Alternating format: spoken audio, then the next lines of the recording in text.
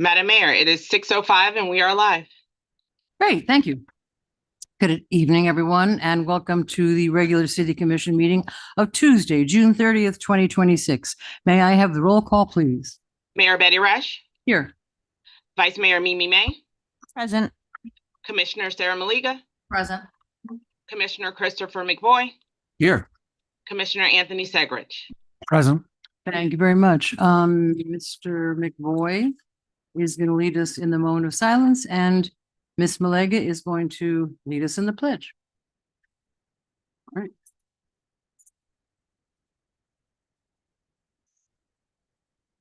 Have a bit of a two-part piece. Hard to hear. May I first ask for a moment of silence for all the victims, both living and dead, of the terrible earthquakes last week in Venezuela.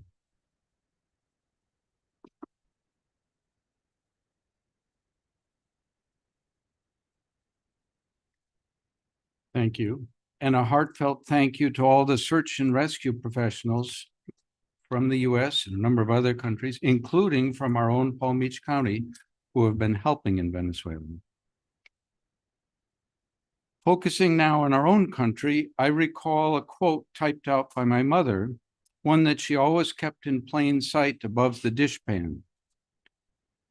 Quote, "The condition upon which God hath given liberty to man is eternal vigilance, which condition if he break, servitude is at once the consequence of his crime and the punishment of his guilt." That's John Philpott Curran, Mayor of Dublin, 1790. I firmly believe that as our community's elected leaders, we five are an integral part of that eternal vigilance.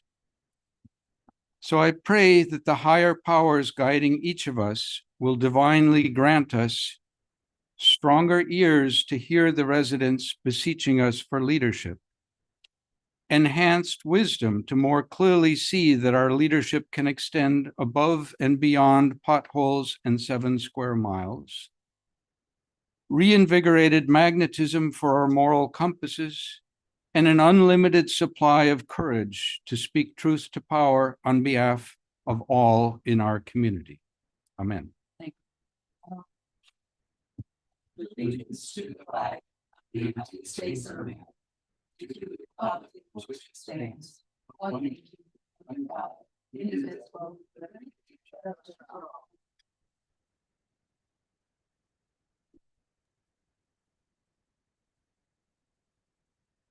Do I have any additions, deletions, or reordering?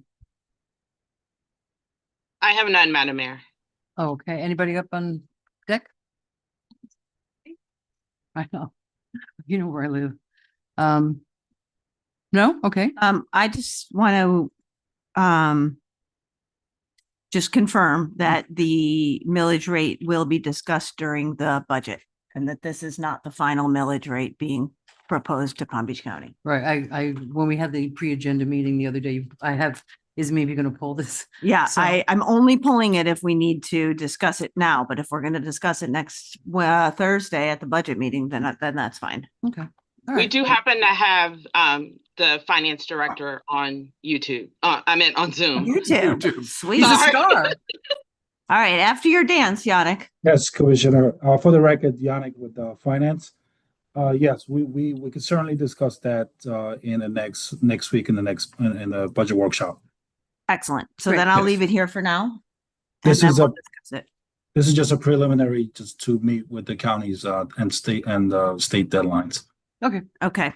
so we're all And set. the refuse one is also preliminary or can be modified?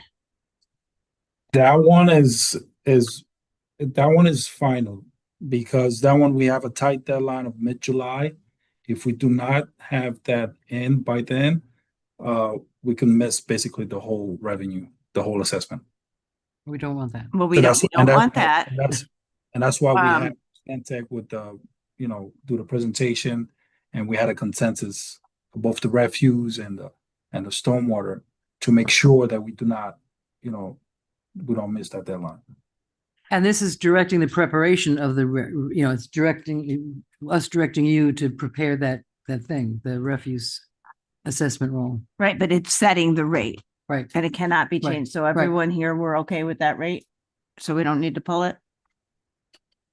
Okay, Thank you.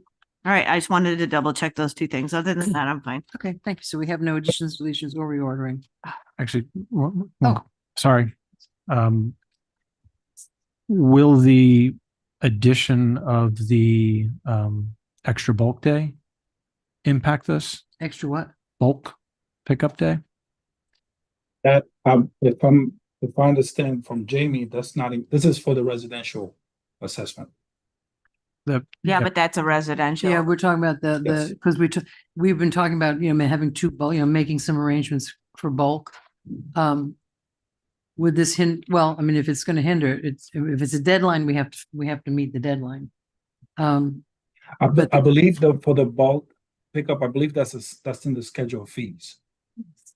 That's in the schedule of fees, which will be discussed next week. No, Mm-mm. no, it's not. Let's pull it then. Let's pull that one. Let's pull that one and we can talk about it. Okay. So I'll make a So motion go ahead. Okay, go ahead. to pull, consent item B and put it as new business. What comes after N?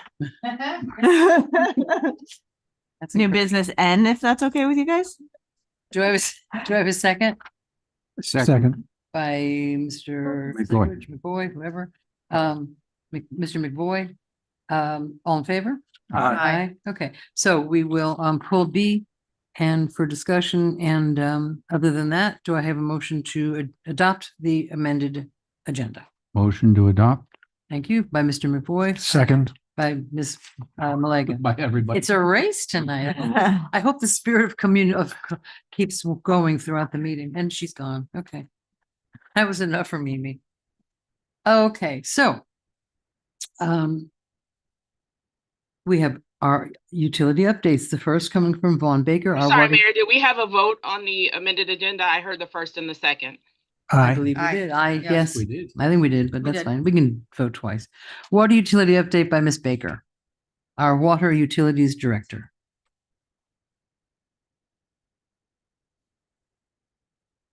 Hello. Vaughn Baker, Water Utilities. To start, we hosted another group of Palm Beach State College water treatment students for a tour of our plant. That's a program that we do every semester. It's also a great way for us to meet potential candidates for operator trainees. So that's been completed this month. We also had our NPDES audit, which is the National Pollution Discharge Elimination System. It's a DEP program. We are a part of Palm Beach County's MS4 permit, which is Municipal Separate Storm Sewer System. I give myself notes. So in addition to submitting an annual report for that program, which is extremely comprehensive, it includes, inspections of all the construction sites to make sure that erosion and sediment control is being done properly. It includes all of our operation and maintenance records. It includes street sweeping. We pull records from site plan reviews, building department, public works. It's a very intense effort, but they also audit us every couple years.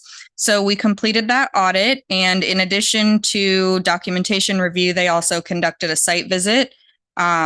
So with me was our stormwater foreman, Russell, who did a great job of leading the site visit, and our utility engineer, Rakib, who conducted a site visit to inspect stormwater erosion and control at the Gulfstream Hotel construction site, while the DEP watched him inspect. So they both did a really great job. I think it went well. So we have that behind us, hopefully for a while. We also are looking forward to having Stantec present the results and recommendations from our cost of service study at the next budget workshop next Thursday. We were able to talk with them a bit today, and it sounds like we are more on par with what we need than we expected to be. So that's very good. But like I said, looking forward to having them share the full results of that study with you next week. Earlier today, Commissioner McVoy called me and asked about the PFAS class action lawsuits. So I figured I would give an update on that tonight. We are part of two class action lawsuits. The first is for 3M and DuPont. The second is for Tyco and BASF. So we are in both of those classes. I think that some municipalities have started receiving payouts from the first settlement. As I discussed with Commissioner McVoy earlier, he's hearing that other municipalities are getting tens of millions of dollars. I don't think that we will receive quite that much because we are actually fortunate to have half of our system be in the Floridan aquifer, which is very, very, very minimally affected by PFAS. But for the other half of our raw water supply, it's not as contaminated as some other neighboring municipalities, which is, it's good news, but we will not get as high of a dollar amount out of those class action lawsuits. We also had our sub-regional board meeting this month, and it was discussed with all of the partners how the Lantana Force Main project that we're pursuing will fit into our CIP. Also broke the news that we did not receive legislative funding for that, but everyone is, accepting that we are moving forward with it and that it's part of. No. Yes. Oh. Yes. Okay. Yes. So Questions. I'm glad you addressed it. all of the partners are aware that we were not granted the legislative funding, but that we are moving forward with this project. The flow monitors have been installed for the study phase of that project, and we're continuing to move forward. A side note to that project is that I have heard from a resident recently that they thought the master pump station had a bad odor. And I went and sniffed for myself, and the master pump station does not smell, but we do have, as kind of temporary mitigation for the residences that are affected on that whole stretch that is part of this project when they have the issues with sewer backups and odors. We have been bypassing a stretch of pipe to kind of give some extra power to getting the sewer out of that pipe and getting it to the master pump station. Unfortunately, that results in cracked manhole lids to insert the bypass pump, and it smells. So I will definitely make sure that that is at least taken down for the 4th of July celebrations. It's kind of a trade-off between backups and You some can't win. odors right now. It really can't win, but I promise that we are in progress, full pursuit of the permanent solution to that. So that money that we didn't get from the legislature, thank you very much, all of you up in Tallahassee. We are gonna have to come up with it ourselves. Not necessarily. We will come up with our share of it. The sub-regional partners all have cost sharing in that fund. So it will be part of the sub-regional sewer CIP, in which we pay a percentage. So everyone's gonna have to contribute a little bit, but it's gonna be spread over the different groups. Yes. Thank you. Thank you. The last thing that I wanted to share is kind of sad news. Our administrative assistant in the water distribution department, Joanne, is retiring. Well, I should say sad for us, happy for her. Okay. So I just want to, publicly thank her for her many, many years of service, and we are sad to see her go. Yeah, congratulations on your retirement. I believe her last day is July 17th. Thank you for what you've done for How our long has she city. been with the city? Over 20 years. Yeah. Before she was with us, she was in the finance department. Right. Okay, so I think that HR and the city Should do something. Do something here at one of our meetings. Okay. Before she yeah. retires. She did tell me that she did not want to be, brought up Typically- for the show, but I did think it was, worth mentioning Well, and if she just doesn't want to do that, maybe we can do something else. Or give her, something. We'll figure Well, something. yeah, thank you. Thank you very much. thank you. That's it. Any questions? Mr. McBoy? Quick one, National Pollution Discharge Elimination System, that's for non-point source pollution. It's an old program, probably goes back pretty close to the Clean Water Act or not far after it, that said, okay, we saw factories that have a distinct pipe and dump things out, but that's not the only way that our waterways get dirty. Stuff coming from distributed from city streets or agricultural fields is also a thing. And it's much harder to identify and control, which is why we have all these audits and things. And I think we're doing pretty well, and our stuff goes into the lagoon. So we have sort of a vested interest in it working. We So do. that's cool. And the other one is I have a big supply of JB Weld if you want to glue those manhole covers together. So let me know. Whatever works. Whatever works. You know. We hold the boat together. Yeah. Flex Seal. That's it. Yeah. Flex seal. We got some Flex seal. Huh? We'll get you set up. Thank you very, All very set. much. Thank you. Okay, having Can we put concluded that, Stuff in that Thank blows you. up around it. The foam. Mr. Liberty will give us the electric update. Good evening. For the record, Ed Liberty, Electric Utility Director. A few things to go over tonight. First thing I'll start with is news or an update that we do have a lineman that was injured at work last week. It was a work-related injury. I won't go into the details of the actual injuries due to protection of personal medical information. I can share that he was attended to by first responders and his crew, and he was moved to a hospital and he remains hospitalized today. The injuries are not considered to be life-threatening, and I really shouldn't go into more detail in that. Right. We appreciate that. He has been visited daily by members of our team, the electric Great. utility, and we will continue to do that until he returns to work. Thank you very much. I can share privately more details, but Right. In the public like this, we should Sure. refrain. Thank you. Other things that took place during the month, we did have Fitch Ratings, the financial rating agency, here with us on June 5th, hosted by myself and Yannick. We toured them through a number of our facilities, showed them the work that we were doing, talked a lot about the progress we're making. They had a lot of interest in kicking the tires, getting to know what the companies that they rate are doing with the bond money, for example, and how we're doing from a financial perspective, because their primary role with us is actually in rating the St. Lucie bonds, which are actually FMPA bonds. But since we are the largest member of that group that is involved with the St. Lucie project, they pay a lot of attention to what happens here financially.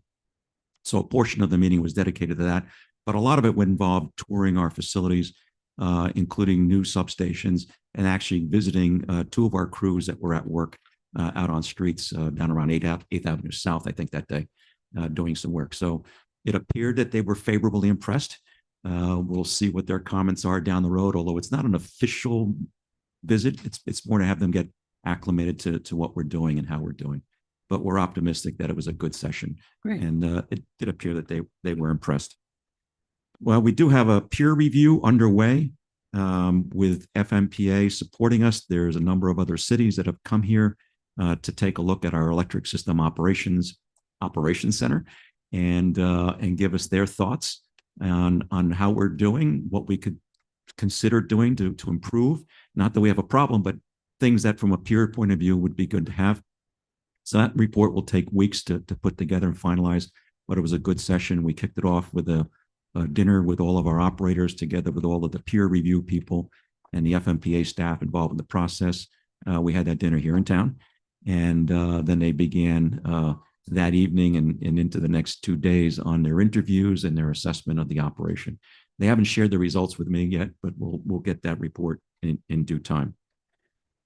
P3 proposals, public-private partnership. It's a popular month for those. I'll start with the one that we did not get, but it affects us. What is that? Palm Beach State College received a P3 to build a soccer stadium, a 6,000 to 8,000 seat soccer stadium. Why do we care about that?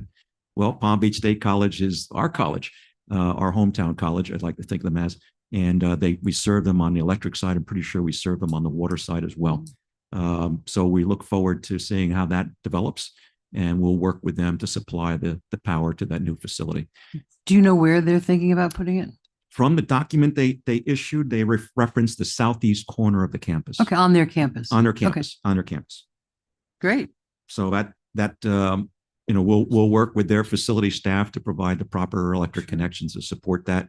Not knowing much about it other than it's a 6,000 to 8,000 square foot stadium, 10 to 12 acres.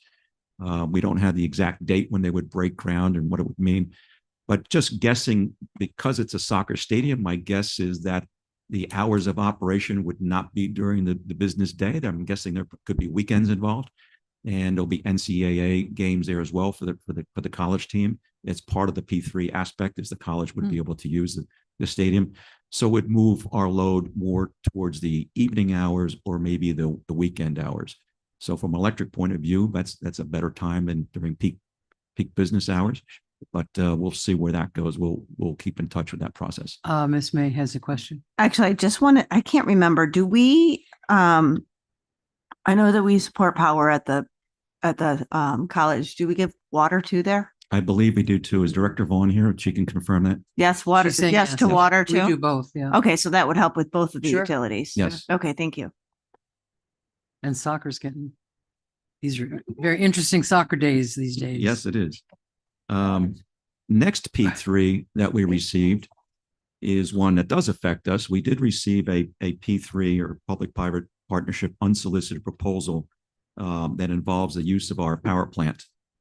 We've gone through an initial review. There are actually multiple stages to these reviews. We're not going to get into a lot of detail in that tonight, other than to remind you that the first stage is what we call the preliminary review. Then there's an initial stage that we don't go to unless you agree to that. And then there's a detailed stage.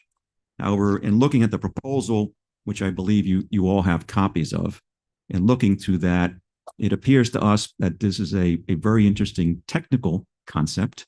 And I'll emphasize technical concept. We think that this proposal needs more work before it can become a really viable business or community concept for you to look at more seriously.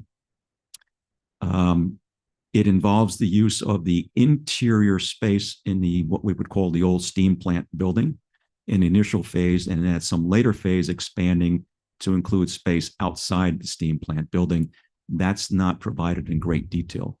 So there's a lot of concepts here. It has the, if you will, the tabs or the chapters that are required to be in there, but there's sufficient detail that's not in there for us to really say, this is a proposal that should come to you for review at this point. So we're going to suggest that the proponents go back and flesh it out more. You, of course, have the opportunity, if you wish, just by consensus, to say you'd like to have it come forward on an agenda anyway. We have it just penciled in, thinking of a staff report for an August review. But at this point, it's not, I couldn't say that it really meets the criteria of the qualifications that go past where we are right now. And we have a P3 procedure now. Yes, we do. You're following the city acknowledgement of receipt of all that stuff. Okay, That's correct. thank you. So I keep thinking it's technically intriguing, from the Geek Squad point of view. You'd say, wow, this is a cool concept, but it's hard to say that what we've received so far is really a viable business concept, community concept For the city. with a true P3 aspect to it. What's the benefit to the public? What is participation of the public? To have that go further. So if there's a consensus that you want to see more presentations on it, that's entirely up to you, or we'll just take this back to the developer, which is a staff decision at this level, to take that back and suggest that they do some more work on it, and then they can decide what they want to do from that point. I don't think there's, okay, my vote would be just like, let them do some more work, right? It doesn't need to come to us right now. Okay, so moving on other news, generation numbers for and energy send out numbers for June through 28 days. We're close enough to the end of the month. We can probably get a pretty good feel. Year to date, we're up about 3% on energy delivered to our customers versus last year. So 3% more this year than last year. June was a big month. We set up a new peak for the month of June, not for the year, but new peak for June by about 5% higher than it had been in the prior June. So the peak is higher. Send out for the year is 3% over the prior year. Send out for June was about 0.4%, 0.4% higher than the prior year. We watch these numbers closely because it's a leading indicator of where revenues are going.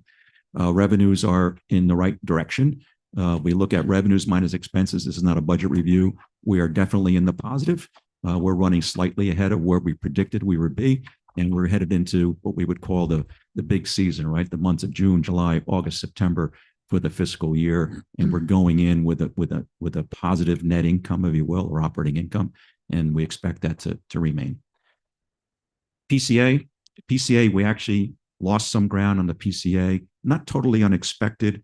It was due to St. Lucie being on an outage. That's the nuclear plant. When that unit goes on outage, instead of us getting our 22 megawatts of power for the month from that unit, we get half of that. So where does the other half come from? It comes under the supplemental contract. So had it not been for having to buy that additional power under the supplemental contract, we actually would have had a gain in the PCA instead of a net a loss. So the PCA would have decreased by about $330,000 for the month, but we expect to make that up. If we look at the statistics and how we did in energy sendouts in May, we can see that that was significant. That revenue is showing up in June and into July as those bills get paid by the customers. So we still recommend staying the course on the PCA. We will bring you at the July meeting or the August meeting. We didn't want to put too many things in the agenda. The recommendation that we move the $500,000 from the storm fund, that was the seed money in the storm fund, back to the PCA where it came from. We'll want to do that before the end of the fiscal year, but we had such a full agenda that we didn't put it on for tonight. Thank you. So those are my high-level comments. I'll let you get to the regular Okay, business I have unless there's one questions. question. There was an outage the other day in the northeast section of the city, and people were talking about it. And I was just curious if you have any information on that. What? There were actually two outages in the northeast part of the city. One was the one that resulted in an injury to our employee. And the second was, it appears to be a combination of very heavy, this was on Saturday, I believe, lightning activity and a palm frond from a troublesome tree. That's been a problem before. I don't want to out the owner, Yeah, really? but the tree is a private tree, which they have a right to have. But the palm fronds from that tree are particularly troublesome with that circuit. And we're going to have to approach the owner about possibly having a different tree placed there, one that's not quite so high and quite so trouble. Perhaps a shade tree would be better than a palm tree, but that's back to be debated. Okay. But that's what caused that. Okay, thank you. Mr. McBoy? Just curious, you mentioned that, and you mentioned two numbers. One was about 5% up and one was about 0.5% up. Yes. I was a little confused which was which, but I was curious with either of those numbers, how did they compare to degree days being up or not up from the previous year? A good question. I actually did not get the degree day statistics yet. So they gave me an advanced peek after only 28 days with 2 more days to run where we're headed. So the 5% was an increase year over year on the peak, which is the highest number we hit in any 1 hour. So that went up by 5% over the prior year. The 0.4% is how much more energy, think of it as the meter, how much more Megawatt stuff, hours. how many more megawatt hours were delivered to our customers. That went up by 0.4% over the prior year in that month. Year to date, we're up by about 3% on total deliveries to our customers, which is, I mentioned, gives you an indication of what revenues are doing. Right. And expenses, of course. Yeah. For power purchases. Ms. May? Thank you. Did you have a question? I do. Thank you, Ed. Your reports are always very thorough. Just a question. Mhm. Next time there's an outage in one of our districts, will you call us Or email? or email us? An email. Just let We us know about know it. because everybody else is calling us and we don't have answers. And I didn't want, It's all and it's Facebook. Saturday night, 9:30. I'm not going to call you. Mhm. But I'm sitting in there in the dark and the hot too. So it would be just because everyone's all over social media and we're getting the calls. So just if you know, could you just Do you know, reach out? like, do they reach out to you when an outage happens? They tried to reach out to me. I was out of cell phone range that evening. I was out on the water. Nice. But, Good for you. and I looked at the phone when we got back within range. And I said, "Oh no, Oh, no. oh no." They could do that rather than give it to you. Maybe the Yes, people that were. they Just could. someone reach out to the commissioner Yeah. of the district. That Then we can say we know. Yeah. and- That one was significant. Was over 1,000 customers that went. Yeah. Yeah, Yeah, yeah. whatever. Let the city manager know, then he can And then contact why us. bother the city manager Yeah. on a Saturday night if they can email us directly? Well, that's true too. He include the city manager Yeah, on that email list. yeah. Thank you. And then and I don't want to get into it too much publicly, but the tree. I mean, does this person realize that they knocked out power for 1,500 people? I suspect not. Can we Uh, make that a little more clear? We can approach the customer and have a conversation. Well, about that and see if they would be willing to allow that tree to be removed and we Yeah, can have that Because I conversation. don't think they don't want pitchforks. Trimmed or something. Do they have to get a permit to have it removed? I'm not an expert And in then the would they area. have to pay for the permit? And then how does that all work? I'll pay for it. I- I think we can, It was high. Thank you, Miss. We needed that right there, Miss Malega. Yeah. Okay, Thank you. Okay. We want to be very careful because we wouldn't want to take this extremist and we want to take a lot of trees down. no. But this particular God tree, forbid. the way it drops the palm fronds right across the circuits, all three phases at one Oh, time, my gosh. that's a Or problem. maybe they could trim it more. Possibly we aggressively. could take a look at that. Okay, thank We you. want to Thank work, we want to work with the residents. We do. We do, but we also don't want to have to spend money to put power lines underneath just because of one person. I just think that's Correct. selfish as a person in a community. Yep. Thank you. You tell them. Thank you. Anything else? That's it? All right, thank you very much. Very much. Listen, at least my trees are away from the electric lines. Okay, so thank you very much, both of you. Now we're public participation of non-agenda items and consent agenda. I see a blue card over there. Or a couple.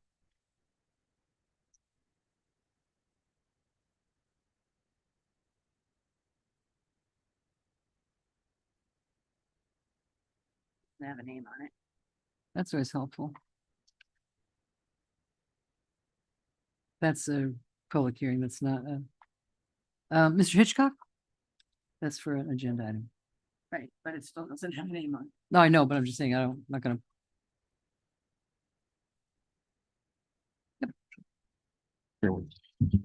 Wade Hitchcock, 1506 13th Avenue North. I'm going to give you this folder. You can pass it around. For your electrical problem, I kind of fixed in the alley already, you'll see, because you can't drive through there with everybody's stuff growing into the alley. But the other thing is on the beach coming up this weekend, are we going to be able to get a half dumpster up there for the guys? Because we're going to have all sorts of garbage like last time, the last holiday. We ran out of room to put garbage. We need something, just this little 20-yard one would help a lot on the top so the guys can make shorter distance getting there. But you'll see in the folder, people throwing their stuff out on the wrong bulk days. And people drive by and then they start throwing their stuff on it. It's a continuing problem. So that's why I did all the pictures so you can see that's G Street by the train track. Anthony just helped me get Did you that. call the city and let them know about it? I saw one of your code guys. I'm looking at him and he just went right past me. I've already emptied 3 of our big garbage cans for the city. 2 of them I had to take to the transfer on Lantana. So I'm spending a lot of money and trying to help to clean up people, and they're just throwing stuff right back out after we just had a bulk pickup. Because we have ours on the 3rd week of Thursday of each month. And if I was getting hit and fined, I make sure what day it was supposed to go out. Well, a lot of times too, it's just random people coming from out of town too. It's. Well, and that over there by the train tracks on North G, Yeah. the guys are eating, and then they take their CV dinners and they throw them out the window. So that whole area's got trays of food and everything that I picked up. Or not, yeah, it's This is gross. obviously somebody leaving. Yeah. It's a household. And you have signs that says no parking, and they're still parking there Parking where? on G Street. Okay.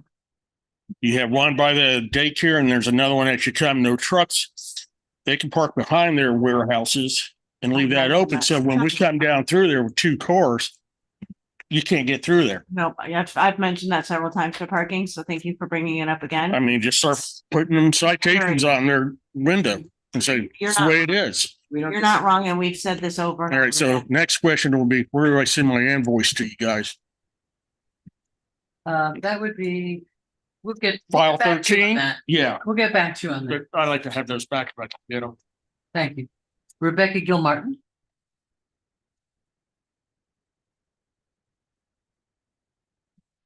All right. Good evening, Mayor and Commissioners. Thank you for letting me speak. Okay. And also if I get close to running over in time, please Oh, let me know. Remind you. Okay. I'm going to use my notes so I don't get off on something. So my name is Rebecca Gilmartin. I am an elementary school art teacher. Your address. Oh, 714 North L Street. Okay. I am also a participant of the Street Art Festival with my students for the last 5 years Where do you teach? I'm sorry, I didn't hear you. at Pleasant City Elementary. Yeah. I am also a homeowner of a historic home in our city. And I first visited this town in 2018 and immediately saw the potential of this place. It's so beautiful.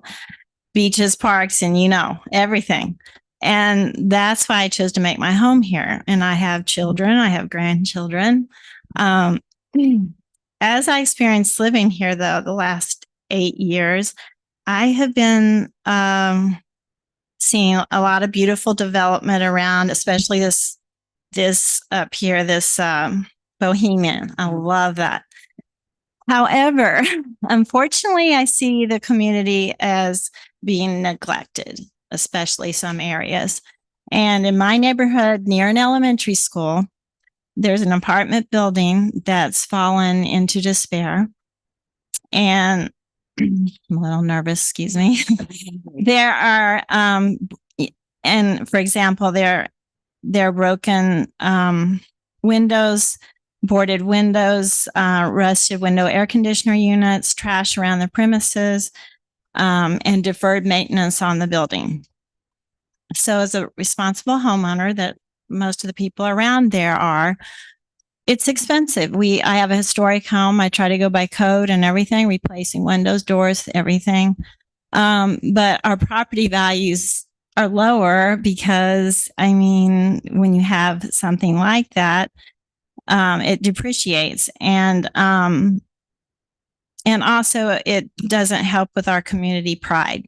The condition of the property is and it's near a school, and children see this every day. And so I'm concerned about the safety and the care of the general area. Since I moved here, I've also seen downtown change. Businesses that encourage families and visitors spending time here seem to change to vape shops, tattoo parlors, and bars. And while every legal business has the right to operate down here, a thriving downtown should offer a balanced mix of businesses that serve families, residents, and visitors throughout the day. We have tremendous assets here. We have a nearby beach, golf course, and water access. We have an opportunity to build a downtown community that residents are proud of and visitors want to return to. Thank you, that's time. Oh, shoot. Okay. Can I just do the last paragraph? If it's short. I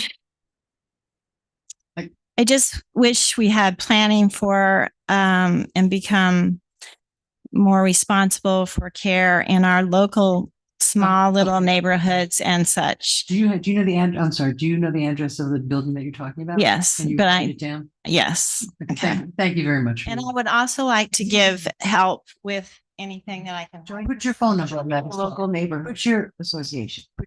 phone number and the address of that, yeah. And there's a group of us called the Women from L Street.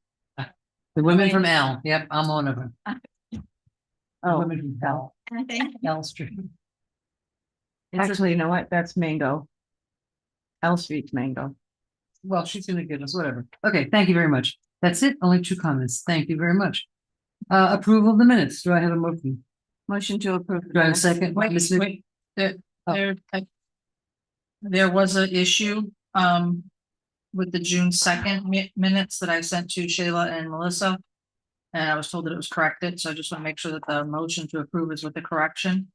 It was corrected and republished. Okay, thank you. Thank you. Motion to approve by Ms. May, second by Ms. Malega. All in favor? Aye. Consent agenda. With the amendment to it taking up B, A, C, D, and E. Do I have a motion? Motion to approve. By Ms. May. Do I have a second? Second. By Mr. Segrich. All in favor? Aye. Thank you very much. Public hearings, ordinance number 2065-05, second reading. Please read by title. Thank you, Madam Mayor. Ordinance number 2026-05, an ordinance of the City Commission of the City of Lake Worth Beach, Florida, amending the official zoning map by approving the creation of a mixed-use urban plan development district located at 13 South K Street, 19 South K Street, 25 South K Street, 704 First Avenue South, and 710 First Avenue South, as more particularly described in Exhibit A, located within the downtown zoning district with the future land use designation of downtown mixed use, subject to specific development standards set forth in Exhibit B and conditions of approval set forth in Exhibit C. Approving a major site plan, approving a development of significant impact, approving a conditional use permit, approving height incentives through the city's sustainable bonus incentive program, including a right-of-way abandonment, and providing for severability, conflicts, and an effective date. Thank you very much. Do I have a motion? Motion to approve. By Ms. Malega, do I have a second? Second, By Ms. May. I have a question. I see Mr. Waters. Yeah, Ms. May has a question.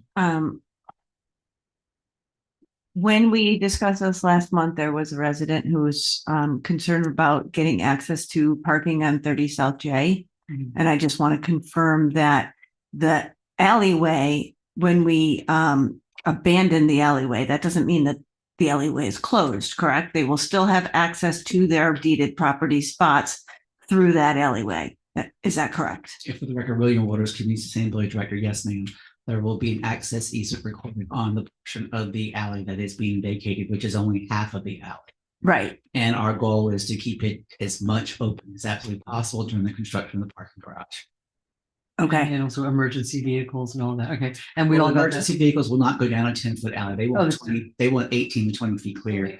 Okay. That's why the won't go into all that. That's Right. how they're going to be accessing it from First and K. I just want to make sure that we Yeah. have on the record that we have made the commitment to this community that they can get onto their property because that's the only way to get there.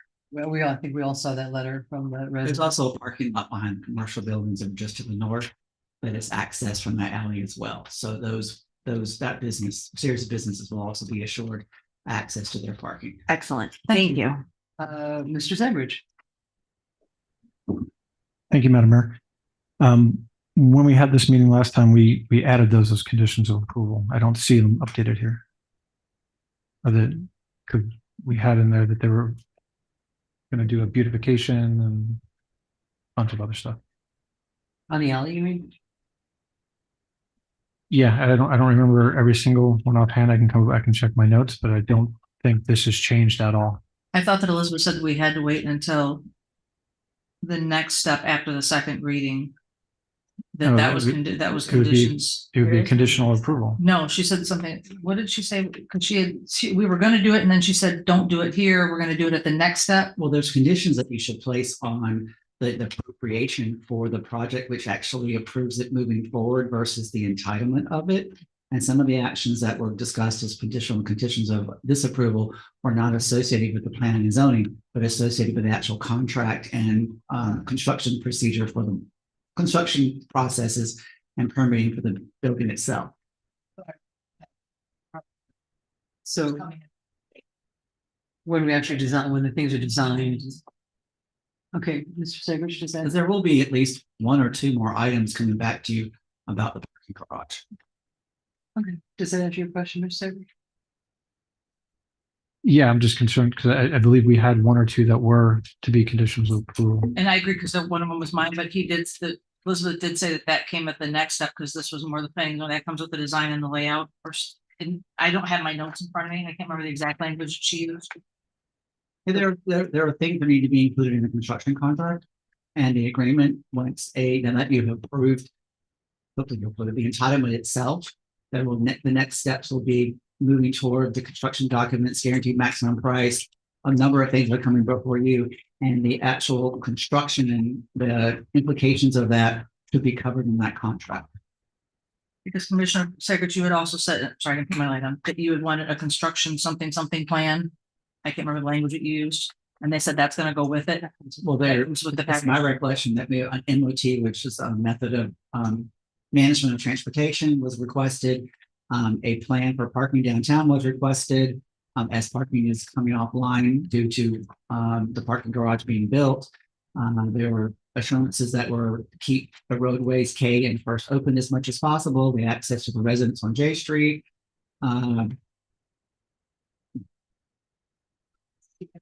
Well, so, I'm reading in here, if the developer will install an EV charger, they must provide what kind of EV charger. There are conditions of approval in here that are very much similar to the ones we suggested and proposed. I thought they were going to be put in as conditions of approval. And I specifically raised the concern that other projects have moved forward where it's come before the boards. We've had, whether the commissions have had this discussion or the planning and zoning board had a discussion where they said, well, hey, as part of that project, you should save these palm trees. And everyone said, yep, that's a great idea. We should do that. And it never made it into the conditions of approval, and then it never happened. We're dealing with one of those on South Palm Way, where if you go back and you watch the meeting, yep, the board said, we need to make sure that there's ample room for these royal palms so they don't get destroyed. And the house needs to be a foot extra back. And everyone said, yep, we agree to that. Never made it in. Fast forward 3 years, all of that's forgotten. It's not in the conditions of approval. Never happened. So I want to make sure these things are as conditions of approval. So I'm not prepared to vote yes. Are these things, what Mr. Sigridge mentioned, things that that will come back to us in terms of more specific detail? I don't recall the specificity of what he's referring to. I mean, remember, there's a number of things. You all wanted the palms along the alley preserved as best they could, or maybe relocated and brought back in. You wanted more native plants in the landscape plan. Both Brent and Lance are here. Maybe they can recall what other items you were referring to, because I can't remember. I'm sorry. When was that first meeting? When was the first reading? 2 weeks ago. So the 16th. Oh, yeah, we have the minutes. Oh. But I thought he was gonna say, go watch the movies. Go watch the movie. Yeah, the first reading was on June 8th. June 8th? Definitely. For the record, Lance Lilly with Chenmore, and also, what was that? Oh, sorry, I thought I was called up. Yeah, just to echo what William mentioned, there were things that was discussed. Some of the things were brought up by the affected party. And also there were some things that were brought up by this commission. One of the things, for example, was related to the alley and doing like a beautification post construction. But from my recollection, some of those things were not going to be a part of the condition of approval, but those would be things that we would. Okay. Which day? It's on the 8th. It says motion made by Vice Mayor Malega and seconded by Commissioner Malega to approve ordinance 2026-05, commonly referred to as the K Street Garage Plan Development, on the first reading, and scheduled a second reading and public hearing for June 30th, adding the conditions of temporary resident parking plan for current tenants and a construction impact mitigation plan for immediately adjacent condos, waiving the sustainable bonus fee inclusive of all conditions placed by the HRPB and listed in the staff report. This conclusion was arrived at by substantial competent evidence presented during the hearing. Correct. Yeah, so it's in here. Yes, thank you. Thank you. Okay, so just the Mr. But he's saying that these things are not in tonight.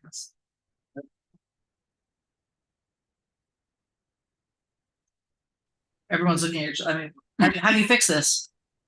So we could add to the ordinance, the conditions that the first approval received. Add those to the ordinance as conditions of approval. I don't, since I wasn't here for the June 8th meeting, and I'm not sure exactly all of those conditions of approval. I think what William Waters is speaking of is from a contractual standpoint, the development of the parking garage is going to come back to you if they receive the entitlements for the guaranteed maximum price amendment. And with the guaranteed maximum price amendment, that is where you flush out guaranteed maximum price, obviously, but there's things that the developer will say are included and things that are excluded. So there will be another opportunity for the commission to provide additional conditions of what they want to see developed there. So either way you could do it, we can add it into the exhibit that sets forth the conditions for this, or we could also do it with the GM. Since we did discuss it and it was approved at the June 8th meeting, could that language, if we approved it tonight, could that language be added, or would that be too much of a change to the first reading? No, it would not be. Because the intent is there. Right, it wouldn't be. But what I will say is that, because some of the conditions, and I don't have a problem with them being added as additional conditions, to what we're approving, they will come back to you for more specificity, because some of those conditions are a little nebulous as to what they would actually be. Going back to what Christy was saying, when the guaranteed maximum price, the access and the management of transportation, all that is going to need to be worked out and approved by somebody, which would not be approved here. You can't, the applicant, which is we, and the contractor should not think that, oh, I'm done. I provided all conditions are there. The conditions do require you to follow up and do something in addition to what was just put out there as an idea or a concept. Okay, group, what are you more comfortable with adding it to the? We just go ahead and add it with today. And today we can deal with Yeah, it. because it's part of the minutes. It's part of what's Yeah. already been voted. Yeah, I on. mean, it's already, yeah, so that's fine. Thank you. I'm just concerned that it actually happens. Well, our attorney has, Last, they're gonna add, all yeah, right. well, Well- last meeting we voted, we added at it, we had lengthy discussion on it and it didn't happen. Well- I'm not comfortable voting until I see it in writing. Just calm down. It's in minutes. Where would it get added to in here? On what section, what page, what? Well, I think Mr. believe it's, Segrich's concern is not where it goes in the ordinance with the fact that the action didn't happen. Correct. Which understood, but we will certainly be checking it now to make sure that it happens. And if it I doesn't- have this earmarked. I don't know why I earmarked this one page. I thought this There's was a what it whole was. attachment to the back of the ordinance itself, but the ordinance is only a few pages long that show the conditions of approval. Yeah, exhibit B. And I believe all of them would be falling under the planning and zoning conditions of approval. Or could be added as our own section, say, city commission requested condition of approval. And those 3 items could be listed there individually. Understood. I understand that we have options. My primary concern is we discussed these options. We asked for them to be included as part of the first reading. Now we're at the second reading. They're still not included. It's not, Okay, we go and approve it and they don't put it in there, then we when have you to chase it discovered down. this, did you discuss it and bring it up to the attention of the staff? I just did. Before the meeting, before the. No, I just did it today. It might have been more courteous to tell them so that they can address it before. I just actually noticed it. You noticed. And They- Please don't Mayor, I interrupt me. do have my light on. So It does need to be signed by the mayor, the city Right. clerk and others. And so it's going to be another step to ensure that those conditions are attached to the back of it before it goes. I'll make sure you get it before. I it's signed. 100% understand that. My problem is that this keeps happening. We keep having these little nudges on reading 2 and reading 1, and I'm not going to move forward until I see it in writing. We owe this to the residents and to the people who we put these in there for to protect, that it be in here as the official record of what we vote on. Thank you. You're heard. I don't know how frequently it happens, but that's not the discussion for tonight. Okay, so with that, having instruction to include that stuff in that, I will check it. I'll share with Mr. Segrich before it happens. And if we need to be more careful, obviously, about that. Your Honor, we can certainly share it with the entire commission so everybody can see. the Perfect. revised. Thank you. Thank you. Mr. McBoy. I do want to object, Madam Mayor, a little bit to your response to Commissioner Segrich. I think his concern is perfectly valid that, hey, a first reading, a second reading, we're putting things in front of you. No question about that. May I not be interrupted, Madam Mayor? Please, please. Thank you. It is not reasonable to put things in the backup in front of us and ask commissioners to vote on things and with the assurance that verbal assurance that, yes, we'll put that in there later. That's not how government is supposed to work. You put in front of people what you want them to vote on, not sort of what you want them to vote on. And I don't think it's very appropriate to question a commissioner who draws our attention to it. We shouldn't have to draw attention to it. That should be just good practice. Don't put stuff in front of us if it doesn't have, and in this case, it's even in the minutes that it's supposed to be in there. So it's a little unclear why staff didn't put it in. And the burden is not on the commission, but on the staff to make sure it's right. Separately, I will be voting against this, partly for that reason, but I will be voting against it because of a whole string of concerns that I've raised repeatedly, that we have not pursued alternatives.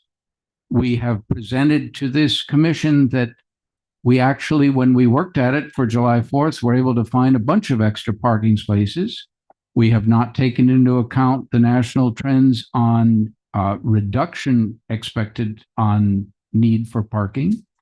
We have not been clear about whether this is going to lead to paid parking or not. We have not been clear on how many fully unrestricted spaces does the public actually get for the fully unrestricted spaces that they're giving up.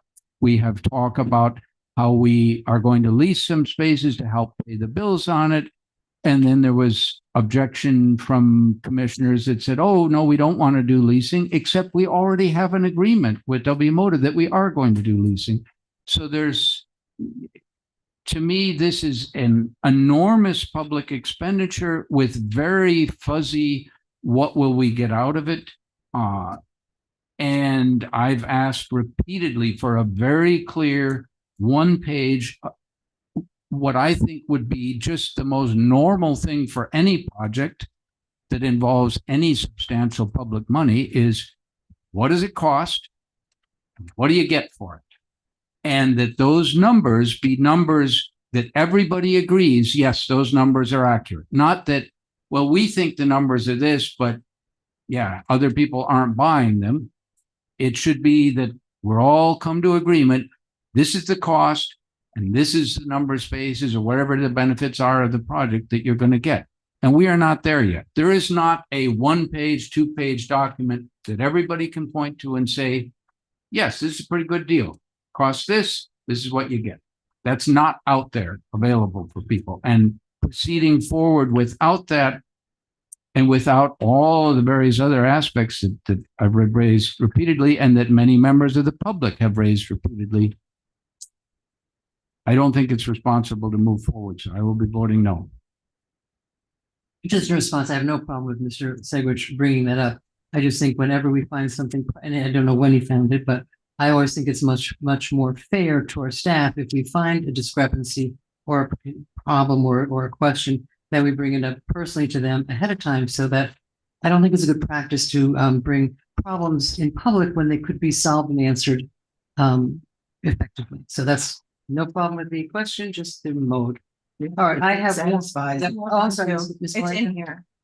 Thank you. I wanted to just say that I didn't bring it up because when I read, again, when you go through the agenda a week before the meeting, like today I read next week's next agenda, so it wasn't in my head. But when I read through this on page 2, on lines 54, 55, and 56, I read through that said, whereas on June 8th, the city commission voted to approve on the first reading the subject application for a mixed-use urban plan development, major site plan conditional use permit, sustainable bonus incentive program, and the right-of-way abandonment subject to specific district development standards and certain enumerated conditions. I assumed, maybe that was wrong on me, that those certain enumerated conditions on June 8th were everything that we just spoke of. And that's why it wasn't line for line in here. It's in here. But that's why I didn't bring it forward, because when I saw that, it referenced back to the meeting, which to me covered it.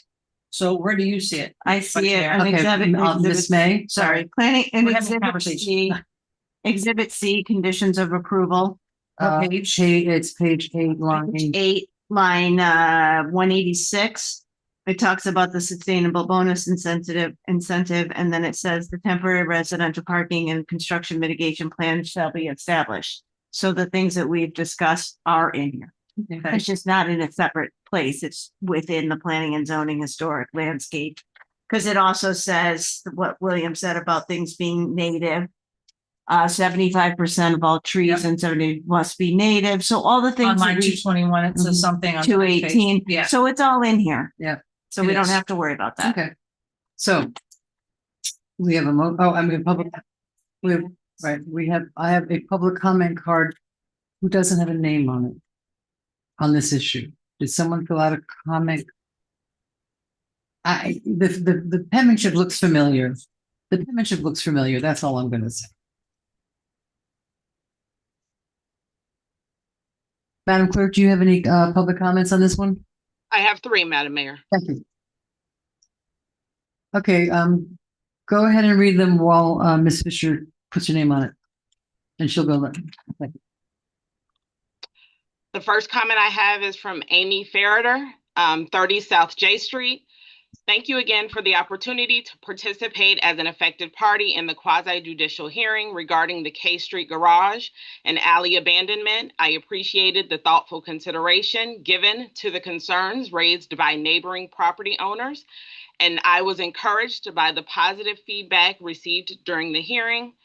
One important question remains unresolved. While there has been discussion about maintaining alley access during construction, what assurances will neighboring property owners have that safe and reliable ingress and egress will continue after construction is complete? Our condominium owns its parking spaces, and our only vehicular access is through the alley proposed for abandonment.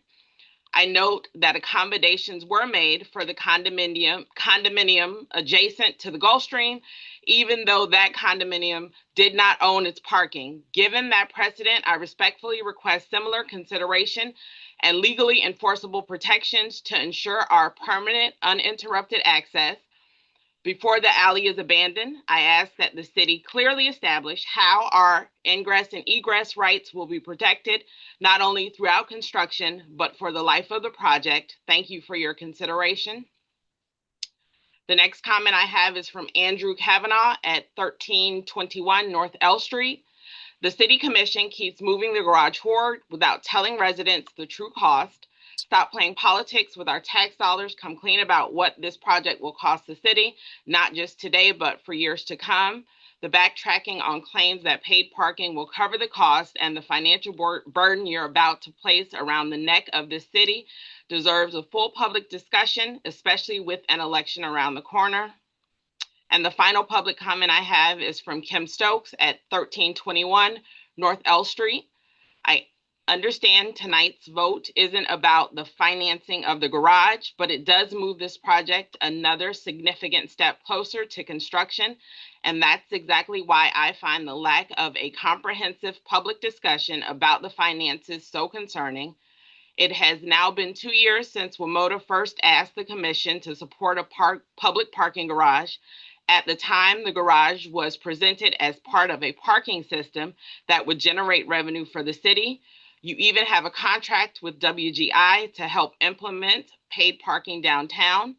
But now we're hearing conflicting stories, and it appears some of you are comfortable with a garage that may never recover any meaningful portion of its $13 to $14 million public investment, while also costing taxpayers around another $200,000 each year to operate. Despite numerous requests, you seem reluctant to have a public conversation about whether the garage is expected to generate millions in revenue, operate at a loss, or fall somewhere in between. Many residents have spent the last 2 years attending meetings, asking questions, and raising concerns, only to feel ignored or dismissed. They deserve clear answers. Before this project moves any closer to construction, I ask you to hold one comprehensive public discussion about the garage's finances, operations, and long-term impacts. The people of Lake Worth Beach deserve one clear explanation from one commission, not different explanations depending on who they ask. That is the final comment I have on any item tonight, Madam Mayor. Thank you. Ms. Fisher. Thank Peggy, you. Peggy Fisher, 508 North A Street. I support the garage moving forward. The comment about finding parking spaces for last July 4th, a lot of those parking spaces were on private property, not property owned by the city. It was also said that WMODA has a written agreement to lease certain spaces in the parking garage. That is incorrect based on information provided directly to me by WMODA. Paying parking in lieu fee does not specify a particular parking space. And I'm sure if I'm incorrect, Mr. Waters can correct me, but you pay for a virtual parking space that could be anywhere. I don't like the repeated statement of things that are not accurate, that are coming from the dais. It is as bad as what went on with the Gulf Stream when pages of numbers were created by someone on the commission and passed out and said this was gospel truth. But it's the way things seem to happen in this city. I agree with Mr. Segrich that what is voted on in the first reading should appear in what comes forth before you. And I know it does. It would help if on page 2, when it references items that are then included on an attachment or appendix, it takes nothing but to put into parentheses, C, pay, attachment A, B, whatever it may be. That's just doing a little clarification and going forward. And that would help a lot, I think. And this does happen more frequently than it probably should. But again, I support the garage, and Ms. Farrader, one of her comments was that the city should try and put more than 75% of natives around the garage. Thank you. Okay, so we have a motion and a second. I don't have it. No, she hasn't. I emailed her. When? 4:00. Madam Clerk, Yes, do you have another comment on this item?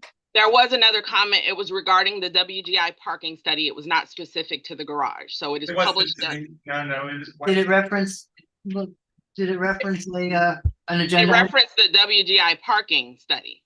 So Well, I did publish it, but it did not reference the garage at all. it didn't reference the garage at all. It was listed for the garage.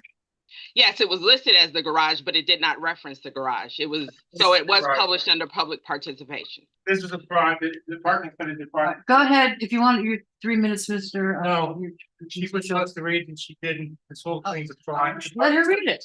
You can read it. Madam Clerk, you're welcome to read it. Mr. He's leaving, but we're gonna read it anyway. Fraud. Thank you.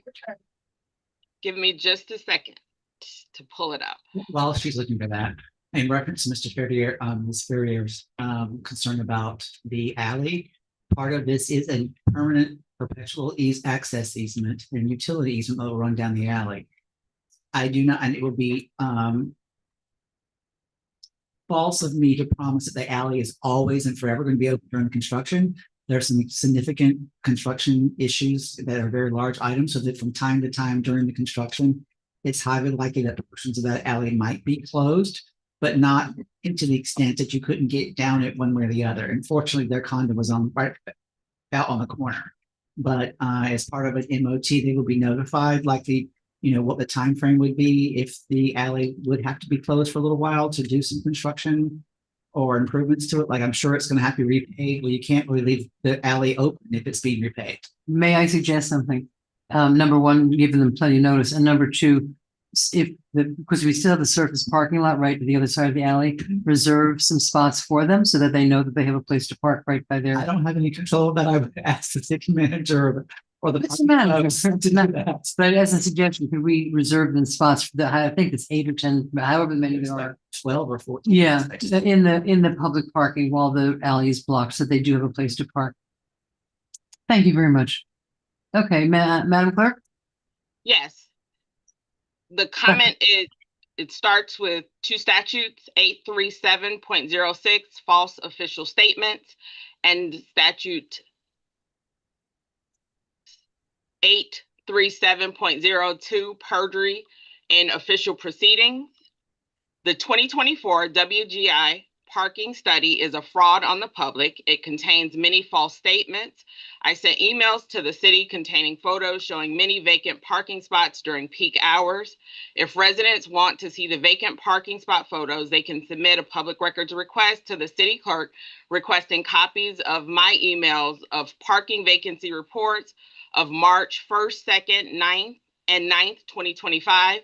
The city representatives at the historic board meeting said there was a traffic study when there was no traffic study. The historical board approval was defective. The parties making false statements should publicly correct them immediately. The city denies the homeowner due process, equal protection of the law, and commits ADA violations against them. That is the comment. Thank you, thank you very much. Okay, so now we have more lights on Mr. Segridge. Thank you, Madam Mayor. Thank you, Commissioner May, for pointing out those two lines. I had missed them. So I'm comfortable with that. I do have a question for the clerk.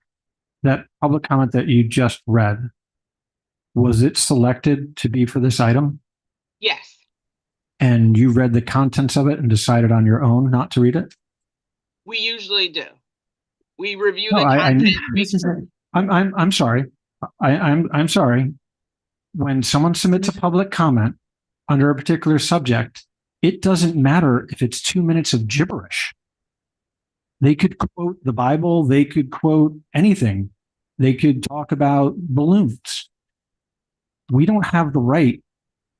I'm not comfortable with that at all. All right, thank you. So I can't believe you are. let's say we're uncomfortable or not comfortable. I mean, his comment city- really had nothing to do with it. It but- doesn't matter. Fine, we're not going to argue. The city clerk just admitted to censoring a public comment. Thank you. Did the comment have the correct line item on it? Yes, No, but I'm saying, did it say yes, public hearings 8 ordinance 2026? yes. That's what I just confirmed with the city clerk. She read the That's great, content of thank it you. and decided, Madam Mayor, please don't cut me off. Well, you said what you want to say, right? Apparently not. Well, keep going then. I agree with your point. We're not disagreeing. I would like the city manager to look into this because this is the second incident of disturbing behavior out of that department. Thank you. Mr. McBoy. I just want to reiterate that, yes, I too formally request that the city manager make it very clear to the clerk's office that the clerk does not have discretion to make choices about what comments she reads or doesn't, she or he reads or doesn't. If they are properly affected to the appropriate item, as Commissioner Segridge says, it could be anything, reading the phone book. Our policy is to make our public comment, make our citizens welcome to add input to it. And I've seen no instances of people putting in pieces of the phone book. We may or may not agree with the opinions that are in them. That's not an issue. And it is certainly not appropriate for staff to make a decision on their own. I'm not reading that because I don't think it relates. Well, That's a obviously, very when- unfortunate precedent to set. So I want to be clear. I do not support that happening, and I expect the city manager to make sure that that doesn't happen in the future. Thank you. Here we have a motion and a second. All in favor? Aye. Nay. Mr. McBoy is a nay. Thank you. We are at public hearings. B.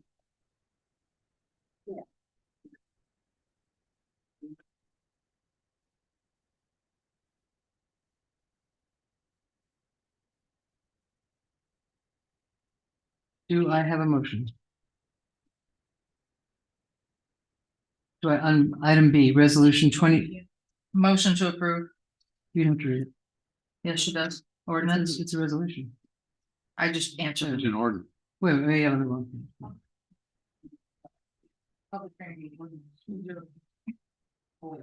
Oh, here we go. Yeah, sorry, I had B from new business. Okay, please read by title. Thank you, Madam Mayor. Ordinance 2026-08, an ordinance of the city of Lake Worth Beach, Florida, amending chapter 14, business tax receipt and business regulations. Article 1, local business tax receipts, section 14-15, compliance with other laws and ordinance prerequisite to issuance of receipt. Section 14-18, exemptions. Article 2, use and occupancy certificate and the general regulation of businesses, professions, or occupations. Section 14-32, City of Lake Worth business license and requirement for utility service. Section 14-33, definitions. Section 14-34, use and occupancy certificate required. Exemption. Section 14-35, use and occupancy certificates and inspections required and enforcement. Section 14-36, application for use and occupancy certificate for new businesses, inspections, and fees. and providing for severability, conflicts, codification, and effective date. Okay, do I have a motion? Motion to approve with adding Lakewood Beach to the before business. Lakewood Beach. Second. In the ordinance reading, I think it was line item 11. Okay, thank you. We have a motion by Ms. Malega. We have a second by Mr. Stegridge. Before we do that, hold on, it needs to be. Sure. That's the actual title within the code of ordinances. So it has to, So how do we add beach to that? it could be now known as Lake Worth Beach. NKA. Sorry. Yeah. But somebody would have missed something like. Because it has to be exactly what it was, but we now acknowledge. Understood. But now Okay. the city's changed the same. So. Okay, so we have a motion, we have a second. All in favor? Aye. Thank you very much. New business A. If I might note, because I hope you notice in item, all the things were highlighted in yellow. Yeah. That included all the changes that you wanted. We will be coming back to you on the 21st, I believe, an amendment to the schedule of fees and charges to reflect some of the additional fees that you've now approved as part of this, as well as some other items related to House Bill 803 and some planning and zoning issues that are going to be coming out of the building permit section over to a section outside of that. So there's more to this you'll see in a couple of weeks. It meets the eye. Yes. And we will be delaying sending out renewal notices, though they become effective tomorrow. That you can actually apply for them, but I think our annual renewal mailing is going to be delayed because we need to incorporate some of this stuff once you all approve it on the 21st. Thank you very much. Appreciate it. And Madam Mayor, Yep. just for clarification, section 14-32, we are adding the word beach. It just doesn't appear in the title because we're actually amending what it used to be. That's the right, yeah, thank you. So it's good to go. Okay. New business A. Resolution 23-26, which is where it was a few minutes ago. Will establish proposed tentative voter approval debt millage rate of 0.40 for the fiscal year 26-27 general obligation bond fund levy. And I see Mr. Yannick, our finance director. Yes. Do I have a motion? Do I have a motion? Motion to approve. By Mr. McBoy, second by Ms. Malega. Yes, for the record, Yannick with finance. This establishes the debt millage rate, which has not changed from last year. If you recall, last year we reduced it from 0.92 because we had an excess fund balance, and this particular fund is just to pay out the debt, the principal and interest. And the 0.40, kind of like we're digging into our fund balance on a yearly basis. I think we still have about 2 to 3 years without changing this rate, so it will remain the same. Thank you. Yes. Do I, all in favor? Aye. Aye. Aye. Thank you very much. B, thank you, Mr. Yannick. Mr. Yannick. Piggyback agreement with Shenmore Associates for planning and zoning and related consulting services. Approval of an agreement with Shenmore and Associates, Inc. to provide professional planning, zoning, and related consulting services on an as-needed basis, utilizing a competitively awarded contract with the city of Coral Gables. The agreement provides for annual expenditures not to exceed $75,000 annually. And my question is this in addition to, because they do a lot of work for the city, and my question is this for a specific, is this just to have them on call, to appropriate the funds to have them on call? Yeah, I have a question too for Director Waters. Yeah, Mr. Waters went away. He might be talking to, She says he's somebody. doing his rounds. he's doing, he's around, he's around, he's still Oh. around. He said he was doing rounds like a doctor. Signing the fan club. The paparazzi. What is that first and seconds for A? Miss McBoy, Malega. McBoy, Malega. Okay. Well, Mr. Waters, could you come back to the chambers? Maybe in the little boy's room. Well, He's gotta come back. Want to move on to item B? That's what I was gonna we suggest. can do that. See, okay, Why don't we go to C? Yeah. okay. Item C, task order number 12 with Kimley Horn and Associates, Inc.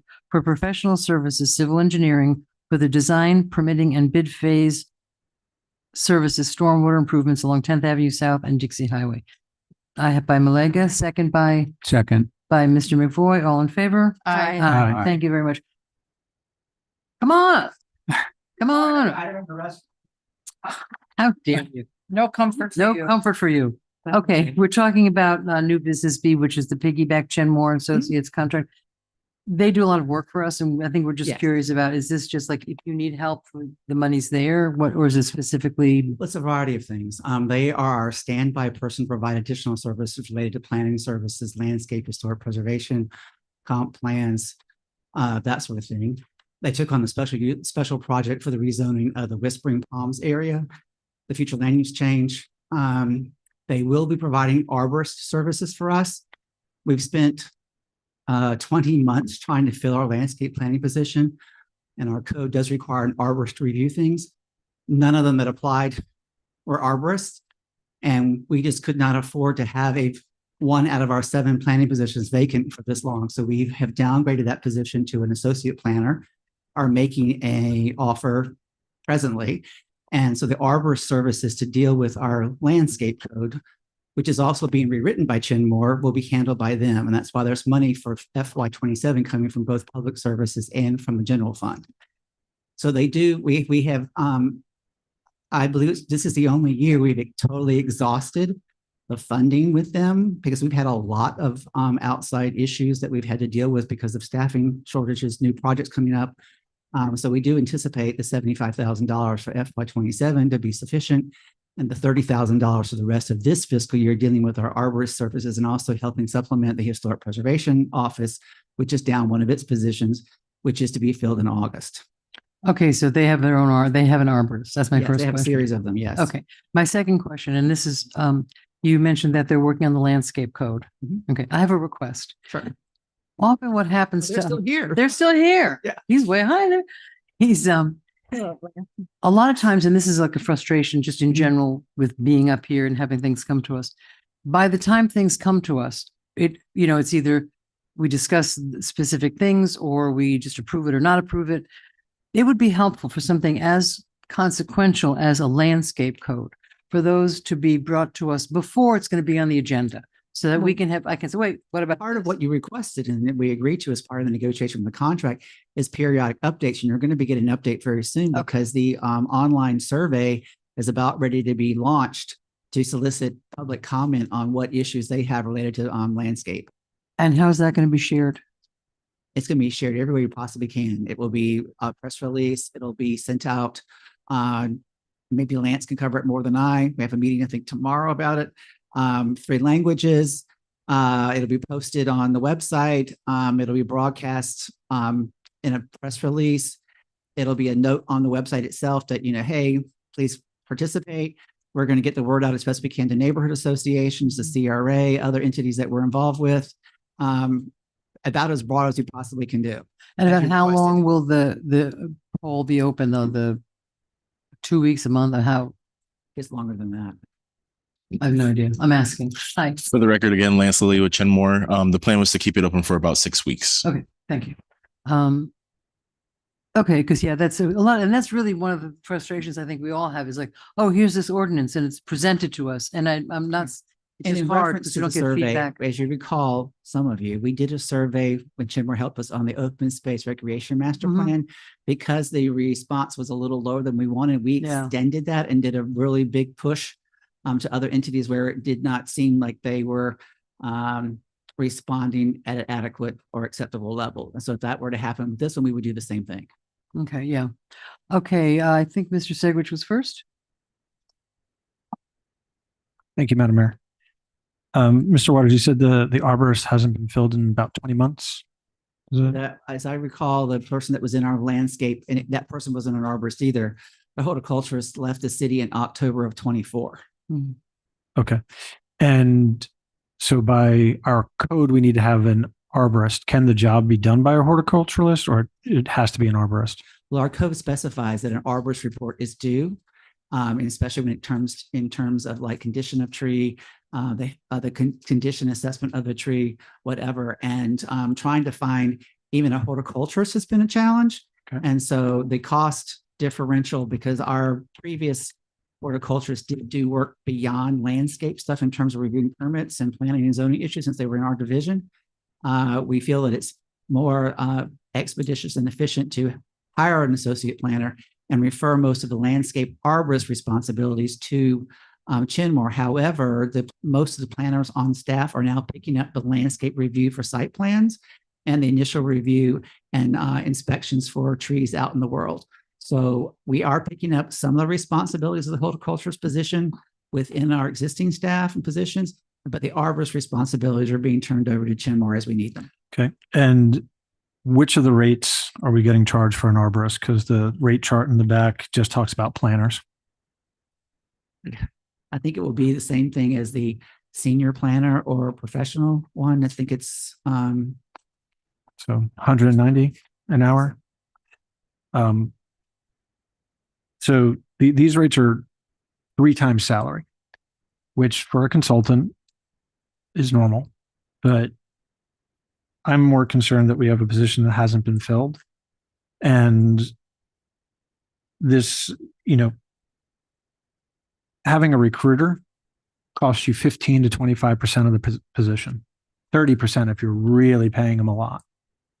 Here we're paying 200% on the position. I really think, it seems like we have a problem in these departments and in the city of finding the talent. I think that we need to explore a policy that if a position is open for 60 days or 90 days, we pass that along to a recruiter. Because if the alternative is paying 3 times the salary, I'd rather pay 15 or 20% to a recruiter all day long. Now there's $75,000. This is purely for the arborist, or it's for all the services. For all the We services. don't need a full-time arborist.